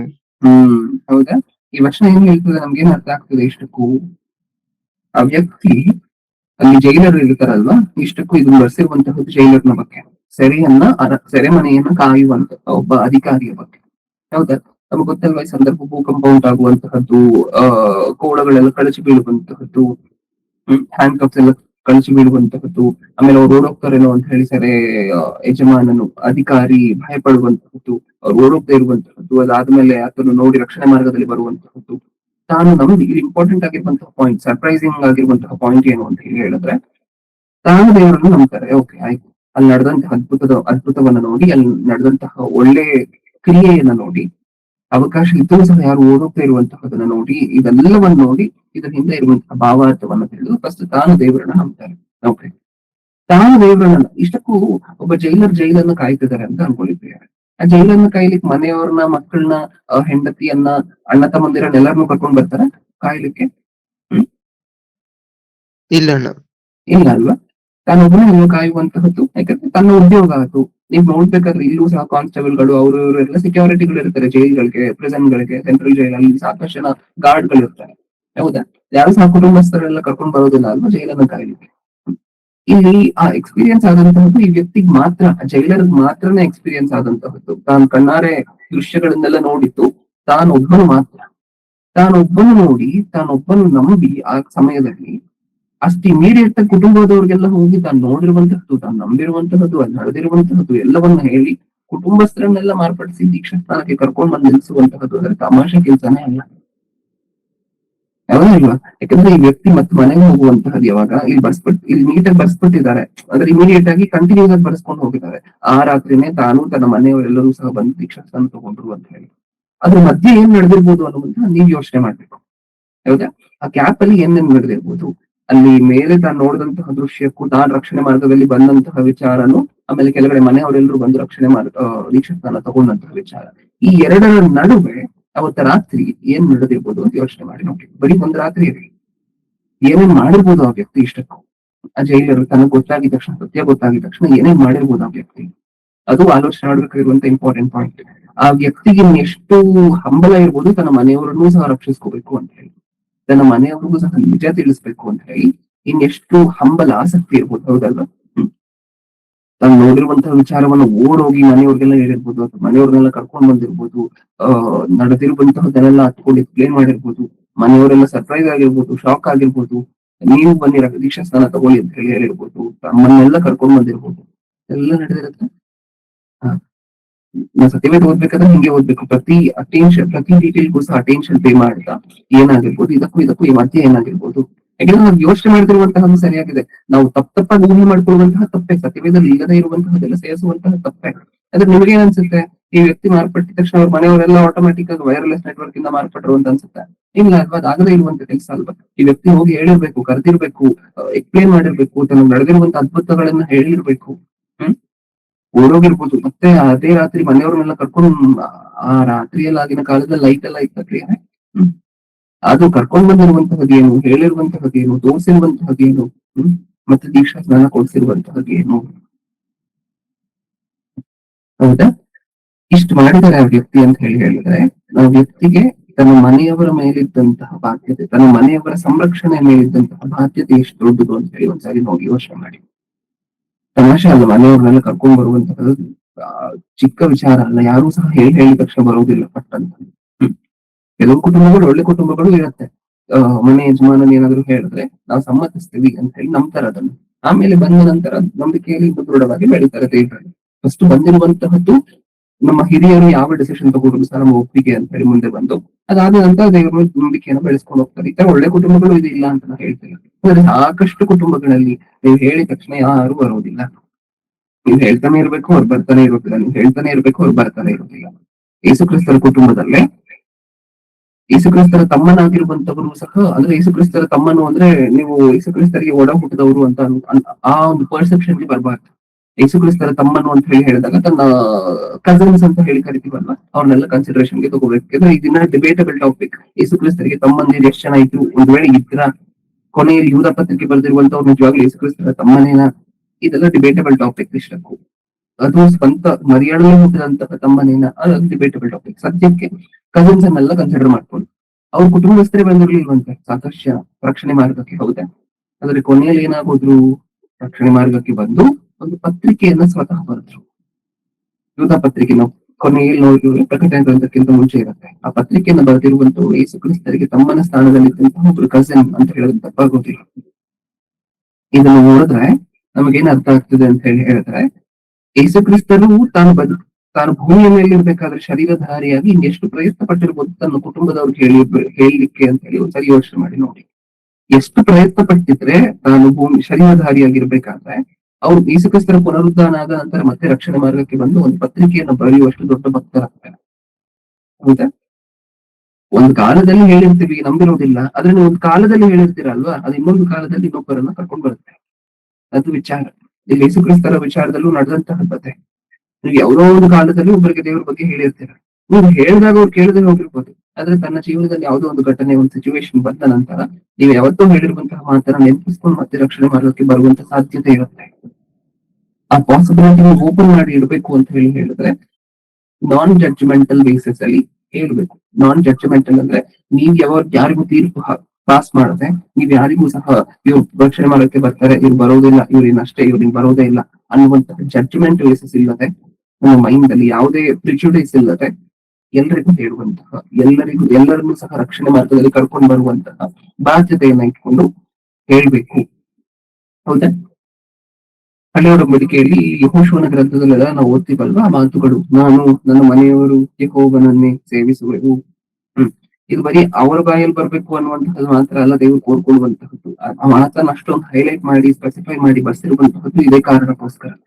ಪ್ರತಿ ಕ್ರೈಸ್ತರು ಸಹ ಹೇಳ್ಬೇಕಾಗಿರುವಂತಹ ಮಾತು, ನಾನು ನನ್ನ ಮನೆಯವರು ಯೆಹೋವನನ್ನೇ ಸೇವಿಸುವೆವು. ಅದ್ ಯಾವಾಗ ಹೇಳ್ತೀವಿ? ನಮ್ಮ ಕುಟುಂಬದವರನ್ನೆಲ್ಲ ಸಂರಕ್ಷಿಸ್ಕೊಳ್ಲಿಕ್ಕೆ ನಾವು ಪ್ರಯತ್ನ ಪಟ್ಟಾಗ, ನಾವು ಯೋಚನೆ ಮಾಡಿದಾಗ, ನಾವು ಕೆಲಸ ಮಾಡಿದಾಗ ಅದ್ರ ಮೇಲೆ ನೀವ್ ಮಾಡ್ಬೇಕಾಗಿರುವಂತಹದೆಲ್ಲ ಇಷ್ಟೇ ಪ್ರಿಯರೇ. ನಿಮ್ಮ ಮಾತನ್ನು ನಿಮ್ ಕುಟುಂಬದವ್ರು ಕೇಳೋದೇ ಇಲ್ಲ ಅಂತ ಅನ್ಕೊಳ್ಳಿ, ನಿಮಗೆ ಬಂದಿರುವಂತ ಎಲ್ಲ ಲಿಂಕ್ ಅನ್ನು ಸಹ ಅವ್ರಿಗೆ ಬೈಯೋವರೆಗೂ, ನಾನು ಕಳಿಸ್ಲೇ ಬೇಡ ನೀನ್ ಯಾವ ಲಿಂಕ್ ಅನ್ನು ಅಂತ ಹೇಳೋವರೆಗೂ ಎಲ್ಲ ಲಿಂಕ್ ಅನ್ನು ಫಾರ್ವರ್ಡ್ ಮಾಡ್ತಾ ಇದ್ದೀನಿ. ಅಂದ್ರೆ ಅವರಿಗೆ ಅವರ ಕಾಂಟೆಕ್ಸ್ಟ್ ಅಲ್ಲಿ ಯಾವುದು ಮುಖ್ಯ ಅಂತ ಅನ್ಸೋದು ಎಲ್ಲ ಲಿಂಕ್ ಅನ್ನು ಅವ್ರಿಗೆ ಫಾರ್ವರ್ಡ್ ಮಾಡಿದ್ದೀನಿ. ಅಷ್ಟೇ ಅಲ್ವಾ? ತುಂಬಾ ದೊಡ್ಡ ಕೆಲಸ. ಹತ್ರ ಹೋಗಿ ಹೇಳುವಂತ ಅವಕಾಶ ಇದ್ರೆ ಹತ್ರ ಹೋಗಿ ಹೇಳಿ. ನಿಮ್ಮ ಮಾತನ್ನ ಅವ್ರು ಕೇಳ್ತಾರೆ, ಗೌರವ ಕೊಡ್ತಾರೆ ಅಂತ ಅನ್ಸಿದ್ರೆ ಹೋಗಿ ಹೇಳಿ. ಯಾಕಂದ್ರೆ ಸ್ವಲ್ಪ ಜನ ಹೇಗಿರ್ತಾರೆ ಅಂತ ಹೇಳಿದ್ರೆ, ಈ ತರದವ್ರು ಇದ್ದೇ ಇರ್ತಾರೆ, ಇಲ್ಲ ಅಂತ ಇಲ್ಲ. ನಿಮ್ಮ ಮಾತಿನ ಮೇಲೆ ತುಂಬಾ ಗೌರವ ಇದೆ ಅಂತ ಅನ್ಕೊಳ್ಳಿ, ತುಂಬಾ ಗೌರವ, ನೀವು ಅಂದ್ರೆ ತುಂಬಾ ಗೌರವ. ನಾನು ಅದಕ್ಕೆ ಹೇಳ್ದೆ, ನೀವು ಊರಲ್ಲಿ ಇರುವಂತವರಿಗೆ, ನೀವು ಸಿಟಿಗಳಲ್ಲಿ ಅಥವಾ ಅವರಿಂದ ದೂರ ಒಂದು ವೇಳೆ ವಾಸ ಮಾಡ್ತಿದ್ರೆ ನಿಮ್ಗೆ ಸ್ಪೆಷಲ್ ಪ್ರಿವಿಲೇಜ್ ಇದ್ದೇ ಇರುತ್ತೆ. ಯಾವ ಸ್ಪೆಷಲ್ ಪ್ರಿವಿಲೇಜು? ನೀವು ಅಂತ ಹೇಳಿದ್ರೆ ಅವ್ರಿಗೆ ಒಂಥರ ಗೌರವ, ಯಾಕಂದ್ರೆ ನೀವು ದೂರ ಇದ್ದೀರಾ ಅವ್ರಿಗಿಂತ. ದೂರ ಇರುವಂತವ್ರ ಮೇಲೆ ಪ್ರೀತಿ ಜಾಸ್ತಿ, ಹೌದಲ್ವಾ? ಈಗ ನೀವು ದೂರ ಇದ್ದೀರಾ, ನೀವ್ ಏನಾದ್ರೂ ಹೇಳಿದ್ರೆ ಅವ್ರು ಕೇಳ್ತಾರೆ, ನೀವ್ ಏನಾದ್ರೂ ಹೇಳಿದ್ರೆ ಅವ್ರು ಅದನ್ನ ಮಾಡ್ತಾರೆ. ಅಟ್ಲೀಸ್ಟ್ ಅವ್ರಿಗೆ ಇದ್ರಲ್ಲಿ ದೇವ್ರ ಬಗ್ಗೆ ಏನೋ ಬರ್ತಿದೆ, ಇದನ್ನ ಕ್ಲಿಕ್ ಮಾಡಿ ನೋಡೋಣ ಅನ್ನೋದಕ್ಕಿಂತ ಅವ್ರ ಮನಸ್ಸಲ್ಲಿ ಇರುವಂತಹದ್ದು, ನಮ್ಮ ಅಣ್ಣನೋ ಅಥವಾ ನಮ್ಮ ತಮ್ಮನೋ ಹೇಳ್ಬಿಟ್ಟಿದ್ರೆ ನಾನು ಮಾಡ್ಲೇಬೇಕಾಗಲ್ಲ, ನಿಮ್ಮ ಮೇಲಿರುವಂತಹ ಗೌರವದ ನಿಮಿತ್ತ ಅದು ಮಾಡ್ತಾರೆ. ಹೌದಾ ಇಲ್ವಾ? ಯಾಕಂದ್ರೆ ಸಾಕಷ್ಟು ಜನ ಈಗಿನ ಕಾಲದಲ್ಲೂ ಸಹ, ನೀವೊಂದು ಕೂಟವನ್ನ ಇಟ್ಟಿದ್ದೀರಾ ಅಂತ ಅನ್ಕೊಳ್ಳಿ, ನೀವೊಂದು ಪ್ರಾರ್ಥನೆ ಕೂಟವನ್ನ ಇಟ್ಟಿದ್ದೀರಾ ಅಂತ ಅನ್ಕೊಳ್ಳಿ. ಆ ಪ್ರಾರ್ಥನೆ ಕೂಟಕ್ಕೆ ನೀವು ಬನ್ನಿ ಅಂತ ಹೇಳಿದ್ರೆ ಅವ್ರು ಬರುವುದಿಲ್ಲ. ಯಾಕಂದ್ರೆ ವಾಕ್ಯದ ಮೇಲೆ ಅವ್ರಿಗೆ ಇಂಟ್ರೆಸ್ಟ್ ಇಲ್ಲ. ಯಾಕಂದ್ರೆ ವಾಕ್ಯದಲ್ಲಿ ಏನಿದೆ ಅಂತ ಹೇಳಿ ಅವ್ರಿಗೆ ಗೊತ್ತಿಲ್ಲ, ಅದಕ್ಕೋಸ್ಕರ ಇಂಟ್ರೆಸ್ಟ್ ಇಲ್ಲ. ಈಗ ನೀವು ಬರ್ಡೇ ಅನ್ನ ಇಟ್ರಿ ಅಂತ ಅನ್ಕೊಳ್ಳಿ, ಬರ್ಡೇ ಅನ್ನ ಆಯೋಜಿಸ್ಕೊಂಡಿದ್ದೀರಾ ಅಂತ ಅನ್ಕೊಳ್ಳಿ. ಸಾಕಷ್ಟು ಜನ ಈ ಪ್ರಾಕ್ಟೀಸ್ ಅನ್ನ ಇವಾಗ್ಲೂ ಸಹ ಮಾಡ್ತಿದ್ದಾರೆ. ಹುಟ್ಟುಹಬ್ಬನೋ ಇನ್ನೊಂದನ್ನು ಆನಿವರ್ಸರಿನೋ ಆಯೋಜಿಸ್ಕೊಂಡಿದ್ದೀರಾ. ಆನಿವರ್ಸರಿಗೆ ಕರೆದ್ರೆ ಬರ್ತಾರೆ, ಬರ್ಡೇ ನಿಮ್ಮ ಮಕ್ಕಳ ಬರ್ಡೇ ಇದ್ರೆ ಬರ್ತಾರೆ ಅವರು? ಬರ್ತಾರೆ, ಯಾಕೆ ಬರೋದಿಲ್ಲ? ಈಗ ನಿಮ್ಮ ಮಕ್ಕಳ ಬರ್ಡೇ ಕರೆದು ಸಾಕಷ್ಟು ಜನ ವಾಕ್ಯಗಳನ್ನು ಇಳಿಸಿರುವಂತವ್ರು, ಯಾರನ್ನಾದ್ರೂ ಕರೆಸಿ ಅಥವಾ ಅವರೇ ಕೊಟ್ಟು ಪ್ರಸಂಗ ಮಾಡಿರುವಂತವ್ರು, ಬರ್ಡೇ ಪಾರ್ಟಿ, ಬರ್ಡೇನು ಮುಗೀತು. ನೆಕ್ಸ್ಟ್ ಅದಾದ ನಂತರ ದೇವರ ಬಗ್ಗೆ ಹೇಳಿದಂತಹ ಬಾಧ್ಯತೆ ಮುಗೀತು ಆ ಸಂದರ್ಭಕ್ಕೆ. ಹೌದಾ? ಹಾಗಾದ್ರೆ ನೀವು ಮೀಟಿಂಗ್ ಅಂದ್ರೆ ಅವ್ರು ಬರೋದಿಲ್ಲ, ಬರೋದಿಲ್ಲ. ಯಾಕಂದ್ರೆ ಅವ್ರ ದೇವ್ರ ಮೇಲೆ ಪ್ರೀತಿ ಇಲ್ಲ, ನಿಮ್ಮ ಮೇಲೆ ಪ್ರೀತಿ ಇದೆ. ಬರ್ಡೇ ಬರ್ತಿದಾರೆ, ನಿಮ್ಮ ಮೇಲೆ ಪ್ರೀತಿ ಇದೆ. ನೀವು ನಿಮ್ಮ ಮೇಲಿರುವಂತಹ ಪ್ರೀತಿಯನ್ನು ಉಪಯೋಗಿಸ್ಕೊಂಡು ದೇವ್ರ ಪ್ರೀತಿಯನ್ನು ಅವ್ರು ತೋರಿಸುವಂತಹ ಪ್ರಯತ್ನವನ್ನ ಮಾಡುವಂತ ಕೆಲಸ ಅಷ್ಟೇ ಇಲ್ಲ. ಹೌದಾ? ಅವ್ರಿಗೆ ನಿಮ್ಮ ಮೇಲೆ ಪ್ರೀತಿ ಇದೆ, ಯಾಕಂದ್ರೆ ದೇವರದ್ದು ಏರ್ಪಡಿಸಿರುವಂತಹ ಸಂಬಂಧ, ಏರ್ಪಡಿಸಿರುವಂತಹ ಕುಟುಂಬ. ನಿಮ್ಮ ಮೇಲೆ ಪ್ರೀತಿ ಇರೋದಕ್ಕೋಸ್ಕರ ನೀವೇನು ಹೇಳಿದ್ರು ಮಾಡ್ತಾರೆ. ನೀವ್ ಏನಾದ್ರು ಹೇಳಿದ್ರೆ ಮಾಡ್ಲೇಬೇಕಿದನ್ನ ಅಂತ ಹೇಳಿ, ನಿಮ್ಗೆ ಇಷ್ಟ ಇಲ್ಲ ಅಂದ್ರೂ ಮಾಡು ಪ್ಲೀಸ್ ಅಂತ ಹೇಳಿ ಹೇಳಿದ್ರೆ ಮಾಡ್ತಾರೆ. ಆ ಪ್ರೀತಿ ಏನಿದೆಯಲ್ವಾ, ಅದನ್ನು ಉಪಯೋಗ ಮಾಡಿಕೊಂಡು ದೇವರ ಪ್ರೀತಿಯನ್ನ ಅವ್ರು ತೋರಿಸುವಂತಹ ಪ್ರಯತ್ನ ನಾವು ಮಾಡ್ಬೇಕಾಗಿರುವಂತಹದ್ದಲ್ಲ. ನನ್ನ ಪ್ರೀತಿಸ್ತೀಯಾ? ಯಾಕೆ ಪ್ರೀತಿ ಮಾಡಲ್ಲ ಅಂತಾರ. ಈಗ ಒಂದು ಲಿಂಕ್ ಅನ್ನ ಕಳಿಸ್ಬಿಟ್ಟು, ನೀವು ನನ್ನ ಪ್ರೀತಿ ಮಾಡಿದ್ರೆ ಇದನ್ನ ಫುಲ್ ಲಿಂಕ್ ಅನ್ನ ನೋಡ್ಬಿಟ್ಟು ಕೊನೆಯಲ್ಲಿ ಏನ್ ಹೇಳಿದ್ರು ಅಂತ ಹೇಳಿ ನಾನು ಹೇಳ್ಬೇಕು ಅಂತ ಹೇಳಿ ಒಂದ್ಸರಿ ಖಂಡಿತವಾಗ್ಲೂ ಮಾಡ್ತಾರೆ ಕೆಲಸ. ಹೌದಾ? ಯಾಕಂದ್ರೆ ನಿಮ್ಮ ಮೇಲೆ ಪ್ರೀತಿ ಇದೆ, ಅದು ಕೇಳ್ಬೇಕಾದ್ರೆ ಅವ್ರಿಗೆ ಏನು ಇಂಟ್ರೆಸ್ಟ್ ಇರೋದಿಲ್ಲ. ಅದು ಕೇಳ್ತಾ ಕೇಳ್ತಾ ಕೇಳ್ತಾ ಸ್ಪಾರ್ಕ್ ಅನ್ನುವಂತಹದ್ದು, ಆ ಕಿಚ್ಚು ಅನ್ನುವಂಥದ್ದು ಇಗ್ನೈಟ್ ಆಗ್ಬೋದೇನೋ, ಯಾರಿಗ್ ಗೊತ್ತು? ಗೊತ್ತಿಲ್ಲ ಅಲ್ವಾ? ಅದಕ್ಕೋಸ್ಕರ ಇದನ್ನ ಮಾಡ್ತಾನೇ ಬರ್ತಿರ್ಬೇಕು ಕೊನೆಯವರೆಗೂ ಸಹ. ಸತ್ಯವಿದ್ದು ಇನ್ನೊಂದು ಕುಟುಂಬವನ್ನ ನೋಡ್ತೀವಿ, ಯೂದಿಯ ತನ್ನ ಕುಟುಂಬ ಸಮೇತವಾಗಿ ದೇವರಲ್ಲಿ ಬಂದಿರುವಂತಹದನ್ನ ನೋಡ್ತೀವಿ. ಈ ರೀತಿಯಾಗಿ ಕುಟುಂಬ ಸಮೇತವಾಗಿ ಎಲ್ಲರೂ ಸಹ ದೇವರಲ್ಲಿ ಬಂದಿರುವಂತವರನ್ನ ಸತ್ಯವೇದದಲ್ಲಿ ಸಾಕಷ್ಟು ಜನರನ್ನ ನೋಡ್ತೇವೆ. ಅಬ್ರಹಾಮನು ಹಳೆ ಒಡಂಬಡಿಕೆಯಲ್ಲಿ, ಅದಾದ ನಂತರ ಲೂದಿಯ ಅನ್ನುವಂತ ಸ್ತ್ರೀಯ ಬಗ್ಗೆ ಮಾತಾಡ್ಕೊಂಡ್ವಲ್ವಾ, ಈ ಜೈಲರ್ನ ಬಗ್ಗೆ ನೋಡಿದ್ವಲ್ವಾ, ಸೆರೆಮನೆಯ ಅಧಿಕಾರಿಯನ್ನ ನೋಡಿದ್ವಲ್ವಾ, ಯೆಹೋಶುವನ ಬಾಯಲ್ಲಿ ಬಂದಿರುವಂತಹ ಮಾತನ್ನ ನೋಡಿದ್ವಲ್ವಾ. ಈ ತರ ಕುಟುಂಬ ಸಮೇತವಾಗಿ ದೇವರಲ್ಲಿ ಬಂದಿರುವಂತಹ ಸಾಕಷ್ಟು ಜನ ಇದ್ದಾರೆ. ಇನ್ಫ್ಯಾಕ್ಟ್ ಹೊಸ ಒಡಂಬಡಿಕೆಯನ್ನು ಹಳೆ ಒಡಂಬಡಿಕೆಗಿಂತ ಜನರನ್ನ ಮಾರ್ಪಡಿಸುವಂತಹದ್ದು ಇದೆ. ಯಾಕಂದ್ರೆ ಚಿಕ್ಕ ಕುಟುಂಬಗಳೆಲ್ಲವೂ ಸಹ ಹಳೆ ಒಡಂಬಡಿಕೆಯನ್ನು 120 ಜನರನ್ನ ಮಾರ್ಪಡಿಸುವಂತಹದ್ದು ಅಂದ್ರೆ ಆಗದೇ ಇರುವಂತಹ ಕೆಲಸ. ಅದು ಒಬ್ರು ಇಬ್ರು ತಪ್ಪು ಹೋಗ್ತಾ ಇದ್ರು. ಹೌದಾ? ದಾವಿದನ ಕುಟುಂಬದಲ್ಲೇ ಎಂತೆಂತ ಜನ ಇದ್ರು, ಎಂತೆಂತ ಬೇರೆ ಬೇರೆ ರೀತಿಯಾಗಿರುವಂತಹ ಡಿಸೈನ್ ಜನ ಇದ್ರು ಅಂತ ನಿಮ್ಗೆ ಗೊತ್ತಲ್ವಾ? ದಾವಿದನಿಗೂ ಒಂದು ಕುಟುಂಬ ಇತ್ತು. ಆ ಕುಟುಂಬದಲ್ಲಿ ಅಬ್ಷಾಲೋಮನು ಇದ್ರು, ಸೊಲೊಮೋನನು ಇದ್ರು. ಹೌದಲ್ವಾ? ಆದ್ರೆ ಇಬ್ರು ಬೇರೆ ಬೇರೆ ತರ ಬಿಹೇವ್ ಮಾಡ್ತಾರೆ ಅಂತ ನಿಮ್ಗೆ ಗೊತ್ತಲ್ಲ. ಸೊ ಅಷ್ಟು ಕಷ್ಟ ಒಂದು ಕುಟುಂಬವನ್ನು ಮಾರ್ಪಡಿಸ್ಕೊಳ್ಬೇಕು. ಯಾಕಂದ್ರೆ ಅಷ್ಟೊಂದು ಜನ ಇದ್ದಾರೆ ಆ ಕುಟುಂಬದಲ್ಲಿ. ಒಂದು ಊರ್ ಪೂರ್ತಿ ಒಂದೇ ಕುಟುಂಬದವರು ಇರ್ತಾರೆ. ಅಲ್ಲಿರುವಂತಹ ಜನರ ಆಲೋಚನಾ ಶಕ್ತಿ ಬೇರೆ, ಆಲೋಚನೆ ಮಾಡುವಂತಹ ವಿಧಾನ ಬೇರೆ, ಅವ್ರು ಯೋಚಿಸುವಂತಹ ರೀತಿ ಬೇರೆ. ಸೊ ಅಷ್ಟೊಂದು ಡಿಫ್ರೆನ್ಸಸ್ ಇದ್ದಾಗ ದೇವರನ್ನು ಕರ್ಕೊಂಡು ಬರ್ಬಂತಹದ್ದು ಕಷ್ಟ. ನಮಗೆ ಅಷ್ಟೊಂದು ದೊಡ್ಡ ಬಾಧ್ಯತೆ ಇಲ್ಲ ಅಲ್ವಾ? ಇರುವಂತಹ 5 ಜನ, 6 ಜನ, 10 ಜನ, 15 ಜನ, 20 ಜನ ಎಲ್ಲರನ್ನು ಸೇರಿಸ್ಕೊಂಡ್ರೆ, ಅಜ್ಜಿ, ತಾತ, ಮುತ್ತಜ್ಜಿ, ಮುತ್ತಾತ ಎಲ್ಲರನ್ನು ಸೇರಿಸ್ಕೊಂಡು ಬದುಕಿದ್ರೆ ಒಂದು ವೇಳೆ 20 ಜನ, 15 ಜನ ಅಷ್ಟೇ ಅಲ್ವಾ? ಅಷ್ಟು ಜನರಿಗೆ ಇರುವಂತಹದ್ದು ಅಷ್ಟೇ ನಮ್ಮ ಬಾಧ್ಯತೆ. ನಮಗೆ ಅರ್ಥ ಆಯ್ತಾ? ಬೇಕರಿಗೆ ಹೋಗಿ 10 ಕೆಜಿ ಸ್ವೀಟ್, 1/4 ಕೆಜಿ ಚೌಚೌ ತುಪ್ಪ ಕೊಟ್ರೆ ಆಗೋದಿಲ್ಲ. ಏನ್ ಮಾಡ್ಬೇಕು? ಶಾಶ್ವತವಾಗಿ ಈ ಭೂಮಿಯ ಮೇಲೆ ದೇವರು ನಮ್ಗೆ ಕೊಟ್ಟಿರುವಂತಹ ಸಂಬಂಧಗಳನ್ನ ಶಾಶ್ವತವಾಗಿರುವಂತಹ ಸಂಬಂಧಗಳಾಗಿ ಬದಲು ಮಾಡಿಕೊಳ್ಳಲಿಕ್ಕೆ ಯೋಚನೆ ಮಾಡ್ಬೇಕು. ನಮಗೋಸ್ಕರ ಅವ್ರು ಎಷ್ಟೊಂದು ಮಾಡಿದ್ದಾರೆ. ಈ ಪ್ರಪಂಚದಲ್ಲಿ ನಮ್ಮವರು ಅಂತ ಹೇಳಿ ಸಾಕಷ್ಟು ಜನ ಪ್ರೀತಿ ತೋರಿಸ್ತಿದ್ದಾರೆ. ತನ್ನ ಜನರ ಮೇಲೆ, ತಮ್ಮ ಕುಟುಂಬಸ್ಥರ ಮೇಲೆ ಸಾಕಷ್ಟು ಪ್ರೀತಿ ತೋರಿಸ್ತಿದ್ದಾರೆ. ಏನೇನೋ ಮಾಡ್ತಾರೆ ಕುಟುಂಬಸ್ಥರಿಗೋಸ್ಕರ. ಪ್ರಾಣ ಬೇಕಾದ್ರೂ ಕೊಡ್ತಾರೆ. 2 ಕಿಡ್ನಿ ಅಂದ್ರೆ 1 ಕಿಡ್ನಿ ಕೊಡ್ತಾರೆ. ಹೌದಾ ಇಲ್ವಾ? ಕುಟುಂಬಸ್ಥರಿಗೆ ಏನಾದ್ರು ಆಯ್ತು ಅಂತ ಅನ್ಕೊಳ್ಳಿ, ಕಿಡ್ನಿ ಫೇಲ್ಯೂರ್ ಆಯ್ತು ಅಂತ ಅನ್ಕೊಳ್ಳಿ, ಇವ್ರಿಗೆ 2 ಕಿಡ್ನಿ 1 ಕಿಡ್ನಿ ಕೊಡ್ತಾರೆ ಅಲ್ವಾ? ಯೋಚನೆ ಮಾಡ್ತಾರೆ, ಕೊಡ್ತಾರೆ. ಕಿಡ್ನಿನೇ ಕೊಡ್ಬೇಕಾದ್ರೆ ಪ್ರಪಂಚದಲ್ಲಿರುವಂತಹ ಜನ ತಮ್ಮವರಿಗೋಸ್ಕರ ಇಷ್ಟೊಂದು ತ್ಯಾಗ ಮಾಡ್ಬೇಕಾದ್ರೆ, ನಾವು ದೇವರ ವಿಚಾರಕ್ಕೋಸ್ಕರ, ಅದು ದೇವರು ಕೊಟ್ಟಿರುವಂತಹ ಕುಟುಂಬದ ನಿಮಿತ್ತ ಅವರನ್ನು ಶಾಶ್ವತವಾಗಿರುವಂತಹ ಪರಿವಾರ, ಶಾಶ್ವತವಾಗಿರುವಂತಹ ಕುಟುಂಬವನ್ನಾಗಿ ಮಾಡ್ಕೊಳ್ಲಿಕ್ಕೆ ಇಷ್ಟು ಮಾಡ್ಲಿಕ್ಕೆ ಆಗೋದಿಲ್ಲ. ಮಾಡ್ಬೋದಲ್ವಾ? ಸಾಕಷ್ಟು ವಿಧಾನಗಳಿದೆ ಅದನ್ನ ಮಾಡ್ಲಿಕ್ಕೆ. ನೀವೇ ಹೋಗಿ ಹೇಳ್ಬೋದು, ಇನ್ನೊಬ್ಬರನ್ನ ಕರೆಸಿ ಹೇಳ್ಬೋದು, ನಿಮ್ಮ ಹತ್ರ ಇರುವಂತಹ ಲಿಂಕ್ ಅನ್ನ ಶೇರ್ ಮಾಡ್ಬೋದು. ಲಿಂಕ್ ಅನ್ನ ಶೇರ್ ಮಾಡಿ, ನೀನ್ ಪ್ರೀತಿ ಮಾಡ್ತೀಯಾ, ನಿಜವಾಗ್ಲೂ ಪ್ರೀತಿ ಮಾಡ್ತೀಯಾ, ಹಾಗಾದ್ರೆ ಇದನ್ನ ಪೂರ್ತಿ ನೋಡಿ ನನ್ಗೆ ಹೇಳು. ನಿಮ್ಮ ತಾಯಿ ಇದ್ದಾರೆ ಅಂತ ಅನ್ಕೊಳ್ಳಿ, ರಕ್ಷಣೆ ಮಾರ್ಗದಲ್ಲಿ ಬರದೇ ಇರುವಂತವ್ರು ನಿಮ್ಮ ತಾಯಿ ಒಬ್ರಿದ್ದಾರೆ ಅಂತ ಅನ್ಕೊಳ್ಳಿ. ಈಗ ಅವ್ರು ರಕ್ಷಣೆ ಮಾರ್ಗದಲ್ಲಿ ಇಲ್ಲ, ನಿಮ್ಮನ್ನು ಪ್ರೀತಿ ಮಾಡ್ತಾರಲ್ವ, ಮಕ್ಕಳಾಗಿ ಮಾಡೇ ಮಾಡ್ತಾರಲ್ವ, ಮಾಡ್ತಾರೆ. ಈಗ ನಿಮ್ಮ ತಾಯಿಗೆ ಹೇಳಿ, ನಾನು ಲಿಂಕ್ ಕಳಿಸ್ತೀನಿ, ಅದನ್ನ ಪೂರ್ತಿಯಾಗಿ ನೋಡಿ. ಅವ್ರು ಹೇಳ್ತಾರೆ, ನಾನು ನೋಡೋದಿಲ್ಲ, ನನಗ್ ಬೇಡ, ನನ್ಗೆ ವಿದೇಶಿ ದೇವರು ಬೇಡ ಅಂತಾರೆ. ಅಮ್ಮ, ವಿದೇಶಿ ದೇವರು ಸ್ವದೇಶಿ ದೇವರು ಎಲ್ಲ ಪಕ್ಕದಲ್ಲಿ ಇಟ್ಕೊಂಡು ನಿನ್ನ ಪ್ರೀತಿ ಮಾಡೋಂಗಿದ್ರೆ ವಿಡಿಯೋ ನೋಡ್ಲೇಬೇಕು ಅಂತ ಹೇಳಿ ನೋಡೇ ನೋಡ್ತಾರೆ. ನಿಮ್ಗೋಸ್ಕರ ಆದ್ರೂ ನೋಡ್ತಾರೆ. ಹೌದಾ? ನಿಮ್ಗೋಸ್ಕರ ಆದ್ರೂ ನೋಡಿದ್ರೆ ಅಟ್ಲೀಸ್ಟ್ ಯಾವಾಗ್ಲಾದ್ರೂ ಆ 1 hour ಪುಸ್ತಕದಲ್ಲಿ ಅಥವಾ 3/4 hour ಮೆಸೇಜ್ ಅಲ್ಲಿ ಯಾವಾಗ್ಲಾದ್ರೂ ಒಂದ್ ಚಿಕ್ಕ ಕಡೆ ಆದ್ರೂ ಆ ಸ್ಪಾರ್ಕ್ ಅನ್ನುವಂತಹ ಕಿಚ್ಚು ಅನ್ನುವಂತಹ ಇಗ್ನೈಟ್ ಆಗ್ಬೋದು ಅನ್ನುವಂತಹದ್ದು ಅಷ್ಟೇ ಪ್ರಯತ್ನ. ಹೌದಾ? ಇದನ್ನ ನಾವೆಲ್ಲರೂ ಮಾಡ್ತೀವಿ ಅಂತ ಹೇಳಿಕೊಳ್ತಾ ನನ್ನ ಮಾತನ್ನ ಮುಗಿಸ್ತಿದ್ದೀನಿ. ಕ್ರೈಸ್ತರ ಜೀವನದಲ್ಲಿ ಅತ್ಯಂತ ದೊಡ್ಡ ತಪ್ಪು, ದೊಡ್ಡ ಪಾಪ ಏನು ಅಂತ ಹೇಳಿ ನಮ್ಗೆ ಗೊತ್ತಾಗತ್ತೆ. ಇದನ್ನ ನಾವು ಮಾಡದೆ ಹೋದ್ರೆ, ನಾವು ಕೇಳಿರುವಂತಹದನ್ನ ನಾವು ಮಾಡದೆ ಹೋದ್ರೆ, 1 ತಿಮೋಥಿ 5:8 ಪ್ರಕಾರ ಕ್ರಿಸ್ತ ನಂಬಿಕೆಯನ್ನ ನಾವು ತಿರಸ್ಕರಿಸಿದಂತಹ ಜನ ಆಗ್ತೇವೆ. ಓಕೆ, ಕಣ್ಮುಚ್ಚಿ ಪ್ರಾರ್ಥನೆ ಮಾಡಿ ಮುಗಿಸ್ಕೊಂಡು. ಪ್ರೀತಿಯನ್ನು ಪರಲೋಕದಲ್ಲಿರುವ ನಮ್ಮ ತಂದೆಗೆ, ಹೌದು ಅಪ್ಪ, ಒಂದು ಮಗುವನ್ನ ಈ ಭೂಮಿಯ ಮೇಲೆ ಕಳಿಸ್ಕೊಡ್ಬೇಕಾದ್ರೆ ತನ್ನ ಜೊತೆ ಒಂದು ದೊಡ್ಡ ಸಂಬಂಧವನ್ನ ನೀವು ಏರ್ಪಡಿಸ್ತಿದ್ದೀರ. ತನ್ನೊಂದಿಗೆ ಕೊನೆಯವರೆಗೂ ಇರುವಂತಹ ಒಂದು ಸಂಬಂಧ. ಆ ಸಂಬಂಧದಲ್ಲಿ ಸಾಕಷ್ಟು ಜನರನ್ನ ಕೊಟ್ಟಿದ್ದೀರ ನಮ್ಮ ಮೇಲೆ ಪ್ರೀತಿ ತೋರಿಸ್ಲಿಕ್ಕೆ, ನಮ್ಮನ್ನ ನೋಡ್ಕೊಳ್ಲಿಕ್ಕೆ, ನಮ್ಮನ್ನ ಆಡಿಸ್ಲಿಕ್ಕೆ, ನಮ್ಮನ್ನ ಪೋಷಿಸ್ಲಿಕ್ಕೆ, ನಮ್ಮನ್ನ ಬೆಳೆಸ್ಲಿಕ್ಕೆ, ನಮಗೆ ಸಹಾಯ ಮಾಡ್ಲಿಕ್ಕೆ, ನಮ್ಗೆ ಆಗ್ಲಿಕ್ಕೆ ಎಲ್ಲಾ ಸಂದರ್ಭಗಳಲ್ಲೂ ಸಹ ತಂದೆ. ಈಗ ಸಂಬಂಧಗಳು ಬರೀ ಪ್ರೀತಿಯನ್ನು ಪಡ್ಕೊಳ್ಳಿಕ್ಕೋಸ್ಕರ ಮಾತ್ರ ಅಲ್ಲ ಅಂತ ಹೇಳಿ ಅರ್ಥ ಆಗಿದೆ. ಅವರಿಗೆ ಮತ್ತೆ ತಿರುಗಿ ನಾವು ಕೊಡ್ಬೇಕಾಗಿರುವಂತಹ ಒಂದು ವಿಶೇಷವಾಗಿರುವಂತಹ ಉತ್ತಮವಾಗಿರುವಂತಹ ವಿಚಾರ ಇವೆ. ನಾವು ಈ ಲೋಕಕ್ಕೆ ಸಂಬಂಧಪಟ್ಟಿರುವಂತಹ ಮೇಲುಗಳನ್ನು ಮಾಡಿದ ಮಾತ್ರಕ್ಕೆ ನಮ್ಮ ಬಾಧ್ಯತೆಗಳು, ನಮ್ಮ ಋಣ ಅನ್ನುವಂತಹದ್ದು ತೀರಿ ಹೋಗುದಿಲ್ಲ ಅವರ ಕುರಿತಂತೆ ಅಂತ ಅರ್ಥ ಮಾಡ್ಕೊಂಡಿದ್ದೀವಿ ಅಪ್ಪ.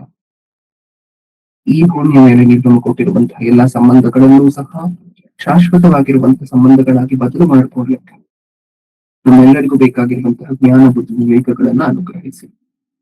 ಕೇಳಿರುವಂತಹ ಪ್ರತಿಯೊಬ್ಬೊಬ್ಬರಿಗೂ ಸಹ ಅವರ ಕುಟುಂಬದಲ್ಲಿ ತಾವು ಕೇಳಿರುವಂತಹ ಮಾತುಗಳನ್ನು ಅಳವಡಿಸಿಕೊಳ್ಳುವಂತಹ ಭಾಗ್ಯವನ್ನ ಕೊಟ್ಟು ನಡೆಸಿಕೊಂಡು ಎಲ್ಲವನ್ನು ನಿಮ್ಮ ಕರ್ತವ್ಯ ಸಮರ್ಪಿಸ್ಕೊಳ್ತಾ, ಹಾಗೆ ಸಭೆಯಲ್ಲಿ ಯಾರ್ಯಾರು ಅನಾರೋಗ್ಯದಲ್ಲಿದ್ದಾರೋ ಅವರೆಲ್ಲರಿಗೂ ಸಹ ಬೇಕಾಗಿರುವಂತಹ ಸಾಂತ್ವನ, ತಡ್ಕೊಂಡಿಕ್ ಬೇಕಾಗಿರುವಂತಹ ಬಲ, ಶಕ್ತಿ, ಆರೋಗ್ಯ ಎಲ್ಲವೂ ಸಹ ಇಟ್ಕೊಡ್ತೀರಾ ಅಂತ ಹೇಳಿ ನಾವು ನಂಬಿದ್ವಿ ತಂದೆ.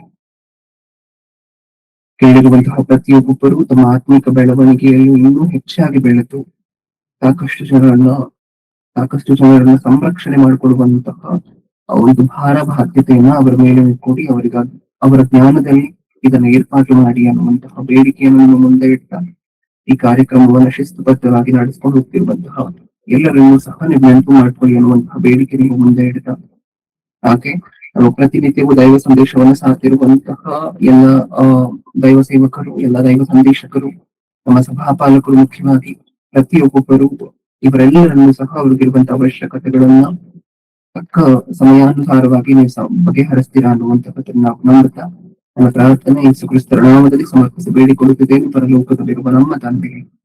ಆಮೇಲೆ ನಮ್ಮ ತಂದೆಯಾದ ದೇವರ ಪ್ರೀತಿ, ನಮ್ಮ ರಕ್ಷಕರು ವಿಮೋಚಕರು ಸ್ವತಃ ದೇವರು ಆಗಿರುವಂತಹ ಯೇಸು ಕ್ರಿಸ್ತರ ಕೃಪೆಯು, ಪರಿಶುದ್ಧಾತ್ಮ ದೇವರ ಅನ್ಯೋನ್ಯ ಸಹವಾಸ ಇಂದು ಎಂದು ಸದಾಕಾಲವು ನಮ್ಮೆಲ್ಲರೊಂದಿಗೂ ಇರಲಿ. ಆಮೇಲೆ